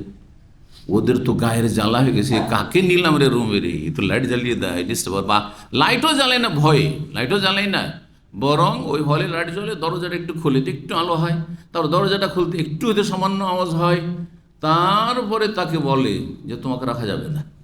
তো ভাই আমি তো কোনো দোষ করি না, আমি তো নামাজ পড়তে, চলেন আপনারা নামাজ পড়তে চলেন। বলছে যা বললি আর বলবি না। কথা বুঝতে পেরেছে? আমাকে এসে ওই ভাই বলছে, বেচারা নতুন মানুষ বলছে, আমাদের আল্লাহ হিদায়াত করুক, এদের অনিষ্ট থেকে আপনাকে রক্ষা করুক। এই নাপাকগুলোর সাথে আপনি থাকবেনই বে কেন? এরা নিকৃষ্ট নাপাক, এদের কাছে কেন থাকবেন? তবে ভালোভাবে চেষ্টা করেন। এইরকম পরিস্থিতি যদি, তাহলে আপনি থাকবেন না সেখানে, কারণ আপনার সেখানে বসবাস মুশকিল। কিন্তু যদি থাকার মতো সুযোগ দেয়, আর তারা বেনামাজিও ভাই, আর আপনার ওপর তাদের কুপ্রভাব না পড়ে, মানে ওরা হচ্ছে আগুনের মতো, আগুনওয়ালা ছায়ের মতো, কয়লার মতো, সে আগুন আপনাকে লেগে যাওয়ার যদি ভয় থাকে, তাহলে পালান আপনি ওখান থেকে। মানে কি, আপনি 5 ওয়াক্ত নামাজি ছিলেন, একবারে 5 ওয়াক্ত নামাজি ছিলেন, মাশাআল্লাহ, তাহাজ্জুদ গুজার ছিলেন, কিন্তু এই বেনামাজিদের রুমে যাওয়ার পরে ঢেলে ঢেলে এত ঢিলা হইতে লাগলে যে তাহাজ্জুদ তো গেল। কিছুদিন পরে তখন ফজরে আর জাগতে পারেন না, তখন ভাবছেন যে ওরা 1 ওয়াক্ত পড়েন না, আমি তো 4 পড়ছি। এই যে আগুন লেগে গেল আপনাকে, আগুন লেগেছে ওদের, কিন্তু এসব আগুন। সুতরাং এইরকম রুমে থাকবেন না, এইরকম রুমে থাকবেন না। হ্যাঁ, যদি আপনি কি হইতে পারেন, বরফের মতো হইতে পারেন, আমি কিন্তু এটা আলোচনা করি। বরফের মতো হইতে পারেন, যে ওরা আগুন, আমার কাছে অনেক বরফ আছে, অনেক পানি, ঠান্ডা পানি আছে, আমি এই আগুনকে নিমিয়ে দিতে পারবো, মানে এদেরকে, এই বেনামাজিগুলোকে নামাজি বানিয়ে দিতে পারবো, এই বেদাতিগুলোকে আমি সুন্নতি বানিয়ে দিতে পারবো, বোঝা গেছে? এই মাজার পূজারীকে কোরআন সুন্নাহর অনুসারী বানিয়ে দিতে পারবো, তাহলে থাকেন। আর যদি দেখা যায় যে না, আপনি শিথিল হয়ে যাবেন, আর এইটাও ঠিক ওইটাও ঠিক, যারা করছে না তরিকত করছে, ওইটাও ঠিক এইটাও ঠিক, এইরকম যদি আশঙ্কা থাকে, তাহলে খবরদার ওদের সাথে থাকবেন না। আগে নিজেকে বাঁচান, কুয়ানফুস থাকুন, পরিবার, তারপরে পর কথা চিন্তা করে, ওই রুমমেটদের কথা চিন্তা করে। তো আল্লাহ বলছে, ওয়ালা তাকুন কা সাহিবুল হুত, মাছওয়ালা নবীর মতো হয়েও না, ইজ নাদা, যখন তিনি আল্লাহকে ডেকেছিলেন দোয়া করে, ওহ মখজুম, সেই সময় তিনি বড়ই চিন্তাগ্রস্ত ছিলেন। মখজুম মানে মগমুম, কাজিম থেকে, হওয়া কাজিম আরেকটি আয়াত রয়েছে সূরা কালাম আয়াত 48, 3412 নম্বর হাদিস বর্ণনা করছেন আব্দুল মাসউদ রাদিয়াল্লাহু তাআলা আনহু, বলছেন নবী সাল্লাল্লাহু আলাইহি ওয়াসাল্লাম বলেন, লা ইয়াকুলান্না আহাদুকুম, তোমাদের কেউ যেন না বলে, ইন্নী খায়রুম মিন ইউনুস, ইউনুস আলাইহিস সালাম চাইতে আমি মুহাম্মদ সাল্লাল্লাহু আলাইহি ওয়াসাল্লাম বেশি শ্রেষ্ঠ, এই কথা বলবে না। নবী সাল্লাল্লাহু আলাইহি ওয়াসাল্লাম কি বলছেন, যে আমি, মানে মুহাম্মদ সাল্লাল্লাহু আলাইহি ওয়াসাল্লাম নিজের কথা বলছেন, যে আমাকে তোমরা ইউনুস আলাইহিস সালাম চাইতে শ্রেষ্ঠ বলিও না। তো নবী কি শ্রেষ্ঠ না? আসলে তো শ্রেষ্ঠ নয় বাস্তবে, তারপরে বলতে নিষেধ করছেন, তারপরে বলতে নিষেধ করছেন কেন? এর দুটো ব্যাখ্যা আছে। একটি ব্যাখ্যা হচ্ছে যে বাস্তবে নবী সাল্লাল্লাহু আলাইহি ওয়াসাল্লাম জানতেন যে আমি শ্রেষ্ঠ ইউনুস আলাইহিস সালাম, জানিয়ে দেওয়া হয়েছিল, তখন জানিয়ে দেওয়া হয়েছে যে তিনি সবচেয়ে শ্রেষ্ঠ নবী।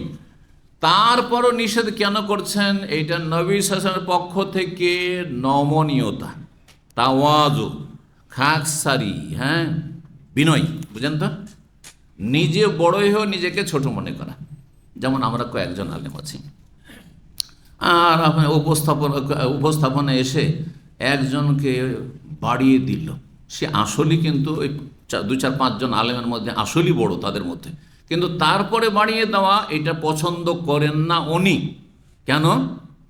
যে না, এটা ঠিক হয় না, কারণ আমাকে বেশি বাড়িয়ে দাও মানে ইনডাইরেক্ট তাদেরকে ছোট করা হচ্ছে, বোঝা গেছে? বা ছোট যদি করার উদ্দেশ্য নাও থাকে, তবু আমাকে এটা খারাপ লাগছে, বোঝা গেছে না?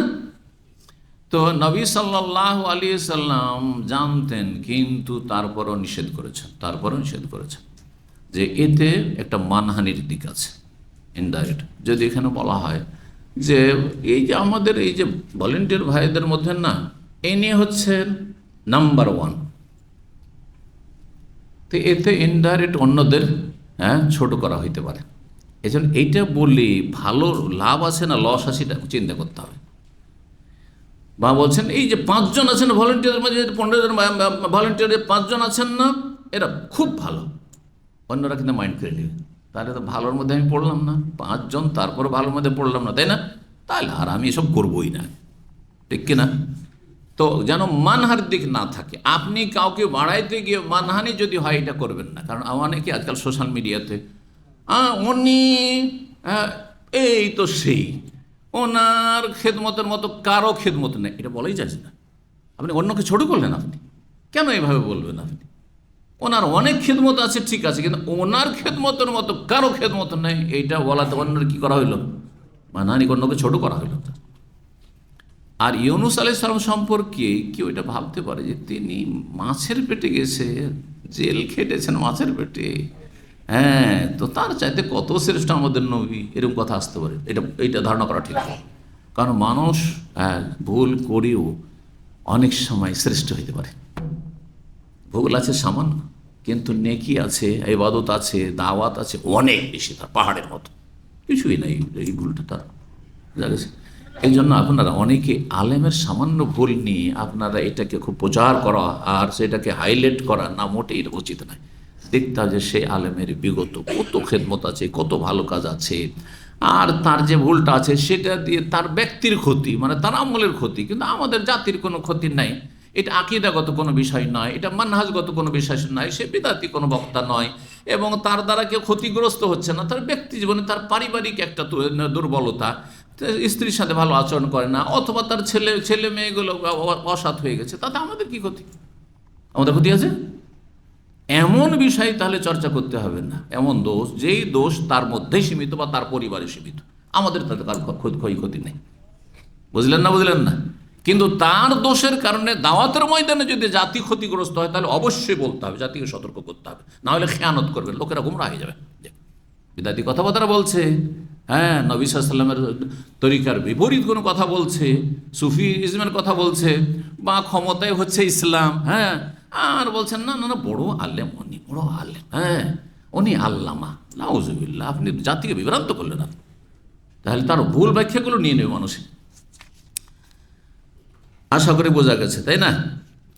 আর একটি ব্যাখ্যা, একটা তো বললাম, তাই না? আর একটি ব্যাখ্যা কেউ কেউ করেছেন, নবী সাল্লাল্লাহু আলাইহি ওয়াসাল্লাম যখন বলেছেন যে আমাকে ইউনুস আলাইহিস সালামের ওপর, ইউনুস বিন মাত্তার ওপর শ্রেষ্ঠত্ব দিবে না বা আমার উত্তম বলবে না, সেই সময় বলেছে যখন নবী সাল্লাল্লাহু আলাইহি ওয়াসাল্লামকে জানানো হয়নি যে কোন নবী বেশি শ্রেষ্ঠ, বা আপনি সব নবীর চাইতে শ্রেষ্ঠ জানানো হয়নি, প্রথম দিকে হতে পারে। কারণ ওহিগুলো তো একসাথে সবগুলো আসেনি, হ্যাঁ, ধীরে ধীরে ধীরে ধীরে মসলা মসাইল আর সমস্ত বিষয়গুলি এসেছে। তারপরের হাদিস বলছেন ইবনে আব্বাস রাদিয়াল্লাহু তাআলা আনহুমা, হাদিস নম্বর হচ্ছে 3413, একই হাদিস অন্য ভাষা দিয়ে এসছে এবং সাহাবী বর্ণনাকারী ইবনে আব্বাস, মা ইয়ামবাগি লিআবদিন, কোন বান্দার জন্য এক ইয়াকুলা, এই কথা বলা জায়েজ নয় বা উচিত নয়, ইন্নী খায়রুম মিন ইউনুস বিন মাত্তা, ইউনুস বিন মাত্তা চাইতে আমি মুহাম্মদ সাল্লাল্লাহু আলাইহি ওয়াসাল্লাম বেশি শ্রেষ্ঠ, এটা বলা উচিত নয়। ওয়া নাসাবাহু ইলা আবিহি, এবং ইউনুস আলাইহিস সালাম তার বাপের সাথে সম্পৃক্ত করে নাম বলেছে রাসূলুল্লাহ সাল্লাল্লাহু আলাইহি ওয়াসাল্লাম, ইউনুস বিন মাত্তা বলেছেন, তাহলে তার বাপের নাম মাত্তা ছিল। 3414 নম্বর হাদিস, হাদিস বর্ণনা করছেন আবু রাদিয়াল্লাহু তাআলা আনহু, বলছে বাইনামা ইহুদিউন ইয়ারিজু সিলআতাহু, এক সময় জনক ইহুদি তার পণ্য বিক্রি করছিল, আরাজা ইয়ারজ মানে পরিবেশন করছিল, এই জন্য এক্সিবিশনকে, হ্যাঁ, কোনো পণ্য সামগ্রীর আপনার মেলাকে কি বলা হয়? মারাজ বলা হয়। মারাজ বলছেন এক্সিবিশন, জি। এয়ারেজ সেলা, তাহ তার মাল সামান, হ্যাঁ, বাজারে সে কি করেছে? পরিবেশন করেছে, মানে বিক্রি করতে এসেছে। ওতিয়া বিহাসাই আন, তাকে একটা বিশেষ মূল্য দেওয়ার কথা যখন কেউ বলল, কারে হাহুস, তখন তোকে খারাপ লাগলো। যেটা মাল সামানের মূল্য সেটা চাইতে অনেক বেশি যদি বলা হয় তো খারাপ লাগবে না? আপনি একটা গাড়ি বিক্রি করতে গেছেন, গাড়ির দাম কমপক্ষে 20,000 রিয়াল হবে, আর কেউ যদি বলে যে হ্যাঁ আল্লাহ আশরা আল্লাহ 10,000, কথা বলবেন ওর সাথে? মাফি কালাম, তাই না? কিন্তু যদি কেউ 15 বলে দেয়, 20,000, 15 বলেছে, না, কাছে আসতে পারে, কারণ যখন 20 ধরে রেখেছি, 17-18 হইলেও বিক্রি করে দেবো, চলো, কাছাকাছি আছে, ঠিক কিনা? আপনারা জানেন কি না কিছু কিছু এলাকায়, কারণ গেছি, আমি গেছি সেসব দোকানগুলোতে। হ্যাঁ, এগুলো বড় বড় শহরে আছে, কয়েকটি দেশের রাজধানীতে আমি গেছি। আর সেখানে আপনার উর্দু ভাষী হোক অথবা বাংলা ভাষী হোক, সেসব রাজধানীগুলোতে দোকান নিয়ে বসে আছে সারা, তা পুরানা এখানকার স্থানীয় লোক। আর দোকানে গিয়ে যদি আপনি ঢুকলেন, মাল সামান দেখলেন, দু একটা দেখাইলো, আর তারপরে নিলেন না, যখন বেরিয়ে আসুন গাল দিতে শুরু করে। জানেন না, জানেন না, শহরের নামটা বলে আর ছোট করলাম না, জি বাংলা ভাষা। সেখানে গেছি রাজধানীতে, আজকে থেকে আপনার 34-35 বছর আগে। তারপরে সুবহানাল্লাহ, আমার সাথে যে আসে সে পুরাতন, কিন্তু সেখানে সে বলছে যে আমরা যে দেখলাম না, আর দেখার পরে যে নিব না, না নিব, গাল খেতে হবে, গাল খেতে হবে। আগে আমাকে বলেছে, কিন্তু নিলে গাল দেবে না। আর তো মাল সামান না নিয়ে একটু দেখাইলো যে নিলাম না, তো গাল দিবে। খুব খারাপ ভাষা এদের। এরা পুরাতন লোক, এখানে স্থানীয় লোক, এদের বড় বড় দোকানপাট আছে এখানে। যেমনই দোকান থেকে বেরিয়েছি তখনই গাল দিয়েছে। আমি অত খেয়াল করি, সে খেয়াল করছে যে গাল দিলে, শুনলেন যে গাল দিল, বুঝতে পেরেছেন? জানেন না, জানেন না এগুলো? জি হ্যাঁ, কারণ এরা হচ্ছে কি আব্দুদ্দিন আর আব্দুদ্দিরহাম, পেট পূজারি, পয়সার গোলাম। যার ফলে আপনার মনোপুত হইল না, নিলেন না, আপনার সাথে দরে দামে মিলল না, নিলেন না, অসুবিধাটা কি? হ্যাঁ, তুমি বিক্রেতা আমি ক্রেতা, তুমি যেমন স্বাধীন দেওয়ার ক্ষেত্রে আমার রাগ করার কিছু নেই, তেমন আমিও স্বাধীন খরিদ করার ক্ষেত্রে আমার ইচ্ছা হলো নিলাম না, দেখলাম। কিন্তু এইসব বদচরিত্রের লোকেরা গাল দিবে আপনাকে, কিন্তু খুব কম দোকানপাটের মালিকরাকে পাবেন বা কর্মচারীকে পাবেন যাদের ভাষা খারাপ নয়। তো এই লোক তখন খুব তাকে খারাপ লেগেছে। ফাঁকালা, তখন বলছে লা, এই দামে দেওয়া হবে না। আর যিনি কিন্তু ক্রেতা তিনি মুসলিম, আর বিক্রেতা যে দোকান নিয়ে বসে আছে, মাল সামান নিয়ে বসে হচ্ছে ইহুদি। লা, দেওয়া হবে না। ওয়াল্লাযী ইস্তাফা মূসা আলাল বাশার, সে আল্লাহর কসম করে বলছি, না দেব না তোমাকে এই দামে, যেই আল্লাহর হাতে, যেই সত্তার হাতে, বা যেই সত্তা মূসা আলাইহিস সালামকে সমস্ত মানব জগতের ওপর মনোনীত করেছেন শ্রেষ্ঠত্ব দিয়ে। তাহলে সমস্ত মানুষের উপর কাকে শ্রেষ্ঠত্ব দিল? মূসা আলাইহিস সালামকে। এটাই সে মুসলিম সাহাবী, তাও মদিনা শহরে, এটাকে মেনে নিতে পারে। তার তো রাগ উঠেছে, তার রাগ উঠেছে, সেও রাগে বলেছে, তো তারও রাগ হয়েছে এই কথা শুনে। ফাসামিয়া রাজুলুম মিন আনসার, জনৈক আনসারী ব্যক্তি শুনতে পেয়েছে কথাটি। কাল ফাকামা, তারপরে দাঁড়িয়ে, ফালা তাওয়াজাহু, সেই ইহুদির গালে, মুখমণ্ডল দিয়েছে একটি থাপ্পড়, চড় দিয়েছে। লাতামা মানে হচ্ছে চড় দেওয়া। ওয়াকালা, আর বলছেন ওই আনসারী, তাকুলু, এই কথা বলছো তুমি কি সাহস? ওয়াল্লাযী ইস্তাফা মূসা আলাল বাশার, সে আল্লাহর শপথ করে বলছে দেব না এই রেটে, যেই আল্লাহ মূসা আলাইহিস সালামকে সমস্ত মানব জাতির ওপর শ্রেষ্ঠত্ব দিয়েছেন, হ্যাঁ তাকে বাছাই করেছেন। ওয়ান নবী সাল্লাল্লাহু আলাইহি ওয়াসাল্লাম বাইনা আযম, অথচ নবী আমাদের মাঝে বিদ্যমান রয়েছেন, এত শ্রেষ্ঠ রাসূল, বিশ্ব মানবতার রাসূল, তিনি আমাদের মাঝে মজুদ, আর তার ওপর শ্রেষ্ঠত্ব দিচ্ছ এইভাবে তুমি এখানে মদিনা শহরে। ফাযাহাবা ইলাইহি, তখন এই ইহুদি গিয়ে নবী সাল্লাল্লাহু আলাইহি ওয়াসাল্লামের কাছে পৌঁছিল কেস করার জন্য, অভিযোগ করার জন্য। কার বিরুদ্ধে? মুসলিম সাহাবীর বিরুদ্ধে। ফাঁকালা, গিয়ে বলছি আবুল কাসেম। ইহুদিরা নবীকে নবী বলতো না, যে নবী বললেন ও তাহলে ইমান নিয়ে আসতে অসুবিধা দেখি। কত যে কট্টর এই অভিশপ্ত মালাউন জাতি, যে এরা কখনো নবী, ইয়া রাসূলুল্লাহ, ইয়া নবী আল্লাহ জীবনে বলবে না, আর ইয়া মোহাম্মদ বলাটাও খারাপ লাগছে আরবদের সমাজে। তখন কি বলতো তারা? কনিয়ত দিয়ে ডাকতো, ইয়া আবুল কাসেম, আবুল কাসেম। অনেকগুলি হাদিসে মর্মে রয়েছে ইহুদিদের সাথে কথোপকথনের ক্ষেত্রে। ওই যে বাচ্চাটির নবী সাল্লাল্লাহু আলাইহি ওয়াসাল্লাম খেদমত করতো, ইহুদির বাচ্চা, করতো না, হঠাৎ করে অসুস্থ হয়ে গেল, সহিহ বুখারী হাদিস। অসুস্থ যখন নবী সাল্লাল্লাহু আলাইহি ওয়াসাল্লাম খবর পেলেন যে ওই ছেলেটি যে খেদমত করে আমার, ইহুদি, কিন্তু নমনীয় ছিল, যাও ভালো মানুষ, যদিও তাকে আমি বিশ্বাস করি না, তাকে নবী মানি না, কিন্তু যাও খেদমত করবে, করো। বাচ্চারা অনেক সময় স্বেচ্ছাসেবী কিছু কাজ করতে চায়, তো ছেড়ে দে, বাপ মা যে ভালো করুক, কিছু কাজ শিখুক, কর্মঠ হোক। তো অসুস্থ নবী সাল্লাল্লাহু আলাইহি ওয়াসাল্লাম দেখতে চলে গেছেন, কয়েকজন সাহাবীকে সাথে নিয়ে দেখতে চলে গেছেন ওই ছেলেটিকে।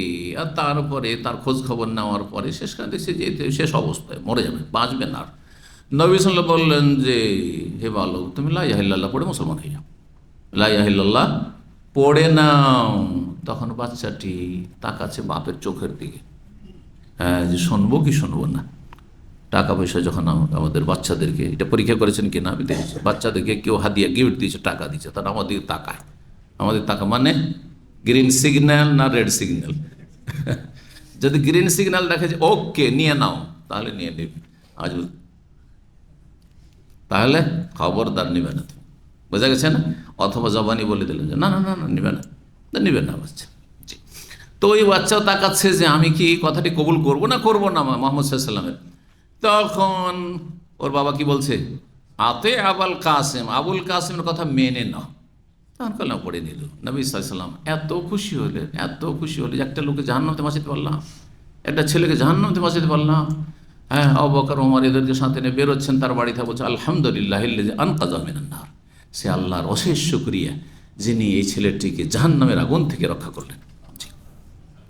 আবুল কাসেম ইন্নালি জিম্মাতান ওয়াহাদান, আমাদের আপনার ওপর জিম্মা রয়েছে। জিম্মা মানে জিম্মেদারি, জিম্মেদারি বুঝেন তো, মানে দায়িত্ব রয়েছে, মানে আমাদের নিরাপত্তার দায়িত্ব রয়েছে। এবং ওয়াহাদান একটা চুক্তি রয়েছে। নবী সাল্লাল্লাহু আলাইহি ওয়াসাল্লাম মদিনা গিয়ে এই সব জাতির সাথে চুক্তি করেছিলেন। যারা মুসলমান হয়ে গেছে তারা তো সাথেই আছে, আনসার। আর যারা মুসলিম হয়নি, ইহুদি গোত্রগুলি, যে তিনটি গোত্র ছিল ইহুদিদের, বানু কাইনুকা, বানু নাজির আর বানু কোরাইজা, এদের সাথে চুক্তি করে নিয়েছেন। কি চুক্তি করেছিলেন? যে মদিনাবাসী হিসাবে আমরা সবাই এক। তাহলে আমরা বাংলাদেশি হিসাবে আমরা সবাই এক, মুসলিম আর অন্য অন্য ধর্ম অবলম্বী সবাই আমরা বাংলাদেশের বৃহৎ স্বার্থের জন্য, হেফাজতের জন্য, সুরক্ষার জন্য সবাই আমরা এক। হ্যাঁ, এবং বাংলাদেশের প্রতিটি জনগণের জানমাল, ইজ্জত আবরুর হেফাজতের ক্ষেত্রে আমরা সবাই একমত। এটা জায়েজ না জায়েজ নয়? বরং ফরজ, এটা করতে হবে। কিন্তু যদি গাদ্দারি করে, দেশের খায় আর অন্যের গুণ গায়, কথা বোঝা গেছে? হ্যাঁ, এখানে থাকে আর তারপরে দেশে নাশকতামূলক কাজ করে, দেশের বিরুদ্ধে চক্রান্তে লিপ্ত রয়েছে, তখন এদের জন্য কঠিন শাস্তি রয়েছে, কঠিন শাস্তি রয়েছে। তখন এরা গাদ্দার, তখন এদের সাথে কোনো চুক্তি নাই, যেটাকে আজকাল কূটনৈতিক চুক্তি বলা হচ্ছে। কূটনৈতিক চুক্তি, জাতীয় চুক্তি অথবা আন্তর্জাতিক চুক্তি, যেই চুক্তি হোক না কেন। তো বলছেন মদিনায় তো আমাদের সাথে আপনার প্রতিশ্রুতি রয়েছে, চুক্তি রয়েছে, কিন্তু এই চুক্তি ভঙ্গ করে এই লোক, এই মুসলমান কেন আমাকে মারল? ফমা বালো ফুলানি লাতামা জজি, তাহলে এই লোক কেন আমার চেহারায় বা আমার গালে চড় মারলো? ফাকালা, নবী সাল্লাল্লাহু আলাইহি ওয়াসাল্লাম ওই লোকটিকে বললে, মা লাতাম তাওয়াজহাহু, এর গালে কেন তুমি থাপ্পড় মারলে? ফাযাকারাহু, তখন ঘটনাটি বর্ণনা করলে। এই কথা, ইয়া রাসূলুল্লাহ, আপনার ওপর শ্রেষ্ঠ দিতেছে মুসাকে আমার সামনে, আমি কি রাগ বরদাস্ত করতে পারি? এই জন্য মেরেছি, আদা খেয়েছে, সাদা পেয়েছে। ফাগাযিবান নবী সাল্লাল্লাহু আলাইহি ওয়াসাল্লাম, রাগান্বিত হলেন সাহাবীর ওপর, সুবহানাল্লাহ। হাত্তা রুইয়া ফি ওয়াজহি, তার মোবারক চেহারায় রাগের লক্ষণ ফুটে উঠল। সুম্মা কালা, তারপরে বললেন, লা তুফাজ্জিলু বাইনাল আম্বিয়া, তোমরা আমাকে শ্রেষ্ঠত্ব দিও না নবী রসুলগণের মাঝে, বলিও না যে আমাদের শেষ নবী অন্য নবীর চাইতে শ্রেষ্ঠ, কথা বলিও না। তো নবী যে নিজেই বলেছেন, এদিকে নিষেধ করছেন লা তুফাজ্জিলুনি বাইনাল আম্বিয়া, আর আরেক দিয়ে বলছেন যে আনা সাইয়্যিদু ওয়ালাদে আদম, আমি আদম সন্তানের সমস্ত সন্তানদের প্রধান, আমি সাইয়্যিদ, সর্দার, হ্যাঁ, সেরা। কেমন কথা হইল, সাংঘর্ষিক হাদিস। এই জন্য ওলামারা বলেছেন যে যতদিন পর্যন্ত নবী সাল্লাল্লাহু আলাইহি ওয়াসাল্লামকে ওহী করা হয়নি যে তুমি সবার শ্রেষ্ঠ, ততদিন আনা সাইয়্যিদু ওয়ালাদ আদম বলেনি। তখন বলেছেন লা তুফাজ্জিলুনি বাইনাল নবী, তারাও নবী আমিও নবী, সুতরাং আমাকে অন্যের ওপর শ্রেষ্ঠতা ফজিলত দিও না। কিন্তু যখন জানিয়ে দেওয়া হলো যে তোমাকে কিন্তু সবচেয়ে বেশি সম্মানিত করা হলো, তোমার উম্মতকে খায়রা উম্মাহ বানানো হলো, তোমার উম্মতও সবচেয়ে শ্রেষ্ঠ আর তুমিও সবচেয়ে শ্রেষ্ঠ নবী, নবীদের রসুলদের মাঝে তুমি সবচেয়ে শ্রেষ্ঠ রসুল, আর যত জাতি আদম থেকে নিয়ে আজ পর্যন্ত এসে সমস্ত জাতির মধ্যে তোমার উম্মত হচ্ছে সবচেয়ে শ্রেষ্ঠ। কোথায় আছে এটি? কোরআনে কারিমে, সূরা আলে ইমরান, কুনতুম খায়রা উম্মাহ উখরিজাত লিন-নাস, তোমরা হচ্ছে সবচেয়ে শ্রেষ্ঠ জাতি, শ্রেষ্ঠ উম্মত। কিন্তু তোমাদের কিছু করণীয় রয়েছে, এই করণীয় থাকে তাহলে শ্রেষ্ঠ, না নিকৃষ্ট। উখরিজাত লিন-নাস মানুষের কল্যাণের জন্য তোমাদেরকে আনা হয়েছে পৃথিবীতে, শুধু মানুষের কল্যাণ করবে, মানুষের কল্যাণ লিন্নাস, মুসলিম শুধু বলেন। সুতরাং আমরা কিন্তু অমুসলিমদের হিতাকাঙ্ক্ষী, অমুসলিমদের হিতাকাঙ্ক্ষী, সেই জন্য জাহান্নামে জ্বলতে দিতে চাই না। অমুসলিমদের হিতাকাঙ্ক্ষী সেই জন্য আল্লাহর আযাব গজব তাদের নামুক দুনিয়া আখেরাতে, এবং আল্লাহর ক্রোধ তাদের ওপর হোক, এটা চাই না। সেই জন্য তাদেরকে জাহান্নাম থেকে, দুনিয়ার আযাব থেকে, আল্লাহর গজব থেকে বাঁচাবার জন্য আমরা সর্বাত্মক প্রচেষ্টা করছি এবং দাওয়াইল আল্লাহর কাজ করছি। কথা বোঝা গেছে না? জি। তো আমাদের মূল উদ্দেশ্য দল বাড়ানো, আমার মূল উদ্দেশ্য হচ্ছে যে মানব জাতিকে, সবাই আদম সন্তান, তারা আগুনে জ্বলবে, আমাদের মতো তাদের রক্ত মাংস রয়েছে আর তারা আগুনে জ্বলবে না, এটা মেনে নিতে পারি না। সুতরাং সর্বাত্মক আমরা চেষ্টা চালিয়ে যাব, কিন্তু জবরদস্তি করলে কাজ লাইক রাফিদ্দিন, জবরদস্তি করে নেই। কারণ অন্তরের উপর জবরদস্তি মানুষের চলে না। অন্তরকে ফিরাতে হবে। আল্লাহ যদি তৌফিক দেন, সে চেষ্টা করে, তাহলে তখন আল্লাহ তৌফিক দেবেন। তো বলছেন যে নবী সাল্লাল্লাহু আলাইহি তুফাদ্দিলু বাইনা আম্বিয়াল, আল্লাহর নবীদের মাঝে আমাকে শ্রেষ্ঠত্ব দিও না। ফাইন্নাহু ইউনফাখু ফিস-সূর, কিয়ামতের দিনে সিংহে ফুৎকার দেওয়া হবে।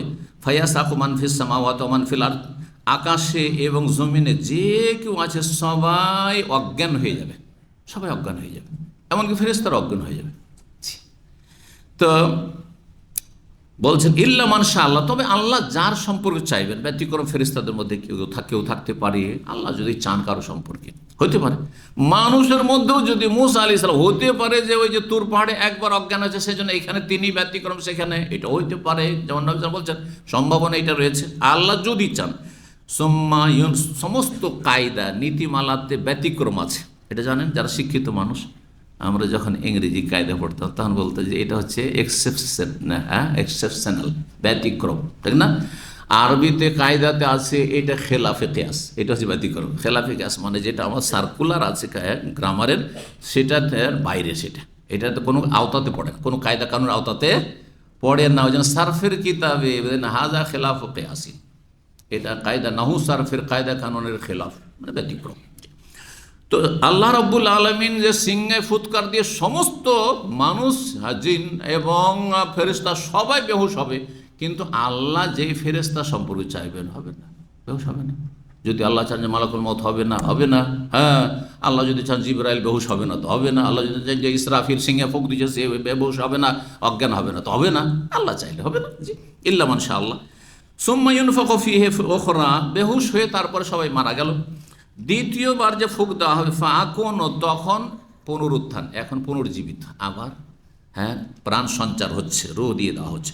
ফাকুন আউয়াল মান বয়েস, আমি সর্বপ্রথম ব্যক্তি যাকে উত্থিত করা হবে, মানে জ্ঞান ফিরে আসবে। ফাইজা মুসা, দেখবো যে মুসা আলাইহিস সালামকে দেখছি আমার সামনে, আখিযুন বিল আরশে, সে আরশকে ধরে আছে, আরশকে ধরে আছে, অন্য রিওয়ায়াতে রয়েছে আরশের খুঁটি ধরে আছে। ফালা আদ্রি, আমি বুঝি না, আহুসিভাবে সাকাতে ইয়ামতুর, তুর পাহাড়ের দিবসে যে তিনি অজ্ঞান হয়েছিলেন, সেটার প্রতিদানে আজকে তাকে অজ্ঞান করা হয়নি। আম বয়েসা কাবলি, অথবা অজ্ঞান আজকেও হয়েছেন এই সিংহার ফুৎকারে, কিন্তু তাকে আমার আগেই সজ্ঞান করে দেওয়া হয়েছে। তো তিনি যদি আগে জ্ঞান ফিরিয়ে পান আমার চাইতেন, আমার চাইতে শ্রেষ্ঠ এদিক থেকে, তাহলে আমাকে কেন কোনো নবী রসুল বা মুসা আলাইহিস সালামের ওপর শ্রেষ্ঠত্ব দেবে? তারপরে 3415 নম্বর হাদিসে বলছে, ওয়ালা আকুল, আমি বলছি না, ইন্না আহাদান আফদালা মিন ইউনুস বিন মাত্তা, ইউনুস বিন মাত্তা, ইউনুস নবীর চাইতে কেউ শ্রেষ্ঠ আছে, এই কথা আমি বলছি না। সুতরাং তোমরা এই কথা বলবে না। এটা হচ্ছে নবী সাল্লাল্লাহু আলাইহি ওয়াসাল্লামের পক্ষ থেকে তাওয়াজু, মানে বিনয়ী হওয়া, বিনয় প্রকাশ। 3416 নম্বর হাদিস বলছেন, আবু হুরায়রা রাদিয়াল্লাহু তাআলা আনহু, লা ইয়ামবাগি লিআবদিন, নবী সাল্লাল্লাহু আলাইহি ওয়াসাল্লাম বলেন, কোন বান্দার জন্য উচিত নয় আইয়াকুলা, যে বল আনা খায়রুম মিন ইউনুস বিন মাত্তা, আমি ইউনুস বিন মাত্তা আলাইহিস সালাম নবীর চাইতে শ্রেষ্ঠ। জি। তো এই ছিল আর একটি অধ্যায়, শুধু তাতে শুধু একটি আয়াত রয়েছে, সেটা নিত্য 36 নম্বর অধ্যায়। বাবুন, এই অধ্যায় হচ্ছে মহান আল্লাহর বাণী তাফসীর সম্পর্কে। ওয়াসআলহুম, তাদেরকে জিজ্ঞেস করো, আনিল কারিয়া, সেই জনপদ সম্পর্কে, আল্লাতী কানাত হাজিরাত, জনপদ সম্পর্কে মানে জনপদের অধিবাসী সম্পর্কে। সূরা আরাফ আয়াত 163 থেকে 166 রয়েছে। কোন ঘটনা? যেই ঘটনা মাছ শিকার করার ঘটনা, মাছ ধরার ঘটনা। কাদের? বনি ইসরায়েলদের, ইহুদিদের। তারা মাছ ধরতে গিয়ে কী করেছিল? হিল্লা করেছিল। হ্যাঁ, ঘুরিয়ে পেঁচিয়ে কাজ করেছে। ঘুরিয়ে পেঁচিয়ে কাজ আল্লাহ পছন্দ করে না। এই জন্য হিল্লা হারাম, বিবাহর হিল্লা কিন্তু বাঙালি বিদাতিদের মধ্যে আছে। কথা বোঝা গেছে না? 3 তালাক দিয়ে দিচ্ছি, কিন্তু স্ত্রীকে উদ্ধার করতেই হবে। তখন আসলে তো বিয়ে না, কিন্তু এক রাতের জন্য একটু ঠিক কথা বলছেন না, কন্ট্রাক্ট। এটা হচ্ছে হিল্লা। মানে 3 তালাকের পরে তো আল্লাহ কোনো রাস্তা রাখেননি। যতক্ষণ স্বেচ্ছায় কোথাও বিবাহ না হবে, আর স্বেচ্ছায় সেখান থেকে কেউ না ছাড়বে, আর বিয়ে করতে হবে স্থায়ীভাবে সংসার করার উদ্দেশ্য নিয়েই। কিন্তু তারা বলছেন না না না, যদি আপোষে একটু কন্ট্যাক্ট করে নেয়, ভাই তুই আমার জান বাঁচা, হ্যাঁ আমার স্ত্রীটাকে বাঁচা, তুই কী কর, হ্যাঁ একটা রাতের জন্য তুই বিয়েটা করে নে, আর তারপরে তখন সকালে ছেড়ে দিবি। আর অনেকেই ছাড়ে না, অনেকে ছাড়ে না। বড় বড় শের, বড় বড় ধনীদের স্ত্রী গরিবের সাথে দিয়েছে, মাদ্রাসা ছাত্রর সাথে দিয়েছে, ছাড়ে। দিল্লির ঘটনা ইংরেজ আমলের ঘটনা। হ্যাঁ, বিভিন্ন কিতাবাদি ঘটনাটি আছে, ওলামা ইকরামরা জানেন। দিল্লিতে বড় একজন সেট বুঝেন তো, তখনকার যুগে ধনকুপ সেট, বড় পয়সাওয়ালা। তো তার স্ত্রীকে 3 তালাক দিয়ে দিয়েছে। আর ওর বাড়ি তখন কিন্তু মাদ্রাসার ছাত্র লজিং খেত, এই বোর্ডিং সিস্টেম ছিল না, যে মাদ্রাসায় খাওয়া দাওয়ার ব্যবস্থা ছিল না, জায়গির খেয়ে পড়া।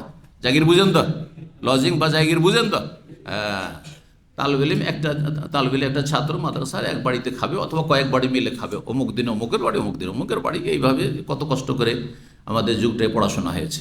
বোর্ডিং আমাদের সামনে শুরু হলে কিছু কিছু মাদ্রাসা, আলহামদুলিল্লাহ আজকাল প্রায় মাদ্রাসা হয়ে গেছে। জাগের সিস্টেমে অনেক খারাপ দিক রয়েছে, এর অনেক অনিষ্ট রয়েছে, আর অশ্লীলতাও রয়েছে, আউযুবিল্লাহ। কারণ অধিকাংশ বাড়িতে পর্দা নেই, সুতরাং যাকে লজিং রাখে যুবক ছেলে, নারীও ফিতনা, মেয়েরাও ফিতনাতে পড়ে, আর এই ছেলেও ফিতনায় পড়ে। আল্লাহ হেফাজত করুন। তো কি বলছিলাম, হ্যাঁ ওই স্যাটের স্ত্রীকে 3 তালাক দিয়ে দিয়েছে। এখন তারপরে তো আর রাখতে পারছি না, কিন্তু এই তো এত ধনীর মেয়ে, একে ছাড়াও যাবে না, আর একে ছেড়ে আমি থাকতেও পারবো না, কি করতে হবে তাহলে? না উদ্ধার করতে হবে। তখন বাইরে কোথায় বিয়ে দিতে যাব, শুনবে না কথা, হয়তো মাদ্রাসার ছাত্র যুবক, হ্যাঁ আমাদের বাড়িতে জাগির লজিং খায়, ও তো শুনবেই, কারণ যে নুন খায় গুণ গাইবে। সুতরাং ওর সাথে বিয়ে পড়ার জন্য সাহেব কী করেছে, ওর সাথে চুক্তি করেছে যে এক রাতের জন্য তোর সাথে বিয়েটা পড়িয়ে দিচ্ছি, সকালে তালাক দিয়ে দিবি। হ্যাঁ, বেগমকে 2 তালাক দিবি সকালে। তারপরে তখন ও মহিলা জানতে পেরেছে যে মাদ্রাসার ছাত্রের সাথে কি করেছে, আমার হিল্লা বিয়ের চুক্তি করেছে আমার স্বামী। তখন ওই ছাত্রটাকে নির্জনে ডেকে বলছে, এই তোর সাথে কথা বলেছে স্যার? না এই বিষয়ে বলছে, হ্যাঁ কথা বলেছে। তো ঠিক আছে, তুই বিয়ে করবি, কিন্তু একটা শর্ত, আমার সাথে ওয়াদা করা। কি ওয়াদা? বলছে তুই যে বিয়ে করবি আর তারপর সকালে বলবে যে এখন তালাক দে, খুব তালাক দিবি না, তালাক দিবি না। যদি তোর উপর চাপ সৃষ্টি করে, বলবি যে আপনি বেগমকে জিজ্ঞাসা করেন। বোঝা গেছে না?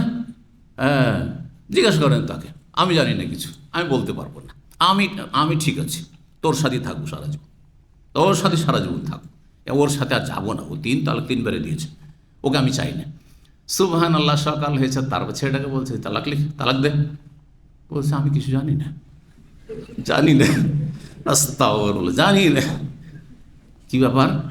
তো বলছে বেগম সাহেবকে জিজ্ঞেস করে, আমি কিছু বুঝি না, বিষয় আমি জানি না। তো বলছে না, তুমি যাও, এই বাড়ি আমার নামে, ভিটামাটি আমার নামে, এটা বাড়ি আমার, তুমি বাইরে যাও, তুমি অন্য ঘরে যাও কোথাও, বাড়ি খুঁজে না। আর এইটাই আমার স্বামী, এই যে ছেলের সাথে বিয়ে হয়েছে না, এইটাই আমার স্বামী, তুমি কেউ না আমার। ব্যাস, কথা বোঝা গেছে।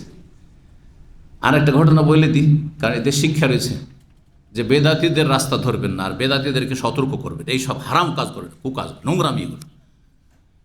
আজকে থেকে 7-8 বছর আগে ইফতার ক্যাম্প, ওই যে জাওয়াজাতের কাছে ইফতার ক্যাম্প ছিল, সেখানে একটা ছেলে কাঁদতে কাঁদতে চলে এসছে, 25 বছর বয়স হবে, জি বাংলাদেশের ছেলে, চলে এসছে, খুব কান্না করছে আমার সামনে, আর বলছে আপনার সাথে একটা পার্সোনাল কথা আছে। ঠিক আছে, ওকে একটু দূরে নিয়ে গিয়ে লোকজন যাতে না শোনে কথা বললাম। এখন যেহেতু লোকটাকে চিনেন না, সেজন্য গীবত নাই, আপনাদের নসিহার জন্য, শিক্ষার জন্য, যে কত নোংরামি কাজ এই কাজটি, আর কত হারামি কাজ। তো বলছে যে আমার স্ত্রী 3 তালাক হয়ে গেছে। তারপর আমার শ্বশুর বংশ সবাই বলছে হিল্লা দিতে হবে। কী করতে হবে? হিল্লা দিতে হবে। আর আমার বাবা মা ওই রকমই, শুধু আমি সহি আকীদা হেদায়েত হয়েছে, আমি হিল্লা দিতে এত নিষেধ করেছি, কিন্তু তারা সরেনি। কার সাথে হিল্লা দিয়েছে? ওই মুফতি সাহেব যে গ্রামে আছে, হ্যাঁ পান খায়, হ্যাঁ মুখ লাল করে রাখে, আর ওই গ্রামে মসজিদের ইমাম সাহেব মুফতি, তাকে যে ফতোয়া জিজ্ঞাসা করেছে, তো বলছে এই হিল্লা দিতে হবে। কী করতে হবে? হিল্লা বিয়ে দিতে হবে, না হলে হালাল হবে না। একসাথে 3 তালাক 3 হয়ে গেছে, যার ফলে কাকে আর বিয়ে দিতে যাবে, তা আমার সাথে বিয়েটা লাগিয়ে দাও।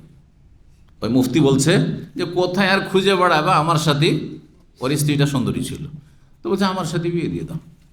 তারপর বিয়ে করে নিয়েছে। বিয়ে করে নেওয়ার পরে তারপরে 2 দিন 3 দিন হয়ে যাচ্ছে, ওকে বলছে যে ছেড়ে দাও, মানে ওই মেয়ের বাবারাও বলছে, তারপরে এই পরিবার, ছেলের পরিবার বলছে যে ছেড়ে দাও এখন, কারণ আমরা আবার এর সাথে বিয়ে পড়াবো। তো বলছে আমি ছাড়বো না। মুফতি বলছে আমি ছাড়বো না। বলছে আজ পর্যন্ত ছাড়েন না, কয়েক মাস হয়ে গেল, কয়েক মাস হলে ছাড়ে না। স্ত্রী, তো স্ত্রীকে তুমি এই করো, তোমার পক্ষে নিয়ে আসো, স্ত্রীকে বলো। বলছেন না, ও বলছে না আমি ওই মুফতির সাথে থাকবো। মুফতি কি ভালো লেগেছে, বেচারা দুর্বল, একটু ক্ষীণ, তার ভালো লাগে না। আর মুফতি তো ফিরি ফিরি খায়, মুরগা মুসাল্লাম, সমাজের খায়, সুতরাং হয়ে আছে ওই রকম। তো যাই হোক, নাউজুবিল্লাহ, কথা এই জন্য বলছি, খুব নিকৃষ্ট কাজ করে সমাজের লোকেরা, এই বিদাতিরা, জেনা জেনা। ওমর রাদিয়াল্লাহু তাআলা বলেছেন, যদি কাউকে দেখে এরকম কাজ করতে আমি জানতে পারি, তাহলে তাকে রজম করব, কারণ সে জেনাকারী, সে জেনাকারী, সুতরাং তাকে কি করব, পাথর মেরে সংসার করব। জি, এই নোংরামি কাজে বিদাতি মোল্লারা করে আর করায়। তো আলোচনা শেষ করতে যাচ্ছি, কি বলছিলাম, হিল্লা করা। এই গ্রামের লোকেরা আল্লাহ রাব্বুল আলামিন দাউদ আলাইহিস সালামের জামানায় এই ইহুদি বনি ইসরায়েলদের ওপর কি করলেন, শনিবারের দিন মাছ ধরা নিষেধ করে দিলেন, আল্লাহ পরীক্ষা ফেলে দিলেন। আর গোটা সপ্তাহে কোনো মাছ পাওয়া যায় না নদীতে বা সাগরে, যেখানে তারা বস করতো, সাগরের তীরে, বাহার কথা আছে, সাগরের তীরে তারা বসবাস করত, কোনোদিন মাছ পাওয়া যায় না। কিন্তু শনিবারে মাছ আর মাছ, এত মাছ আসে যে লোভ সামলাইতে পারা যায় না। আর সমাধান কি? মাছ ছাড়া উপায় নেই, ধরতেই হবে, আর অন্য দিনে মাছ পাওয়া যায় না। তখন তারা বলে এক কাজ করি, আমরা শনিবারে ধরবো না, শনিবারে শুধু মাছটাকে বাদ দিয়ে রেখে দেবো, বাদ দিয়ে রেখে দেবো, আর রবিবারের দিন আমরা মাছগুলো শিকার করে নেবো, মাছ ধরে নেবো, বেঁচে গেলাম। আল্লাহ বলছে লা তাদু ফিস সাবতে, তোমরা শনিবারে সীমা লঙ্ঘন করার সময় মাছ ধরা হারাম, তা ধরলাম না। কথা বুঝলেন? ঠিক আছে, তোমরা যখন এই কাজ করতে পারো, আমি ধ্বংস করতে পারি। আল্লাহ কি করলেন তাদেরকে, কোন কেরাদাতান খাস, এই লাঞ্ছিত বানরে পরিণত। সব মানুষ ছিল, সব সকাল হয়েছে এই হারাম মাছ খেয়ে আর এই অপরাধ করে, সকাল হয়েছে, সব বানর হয়ে গেছে। 3 দিন ধরে বানর হয়ে থাকলো, কিন্তু তাদের মানুষের মতো পুরোপুরি জ্ঞান ছিল, আর সবগুলি চোখে ঝরঝর করে পানি প্রবাহিত হচ্ছে, সব কান্না করছে। আর 3 দিন পরে এই জাতিটিকে পুরো ধ্বংস করে আল্লাহ হালাক করে দিয়েছেন। কারণ অনেকে ধারণা করতে পারে যে এই বর্তমান যে বানর হয়তো ওদেরই বংশ, না না না, যে কোনো জাতিকে আল্লাহ যখন বিকৃত করেছেন, সেই জাতিকে দুনিয়ায় রাখেননি, সেই জাতিকে ধ্বংস করে দিয়েছেন। কথা বোঝা গেছে?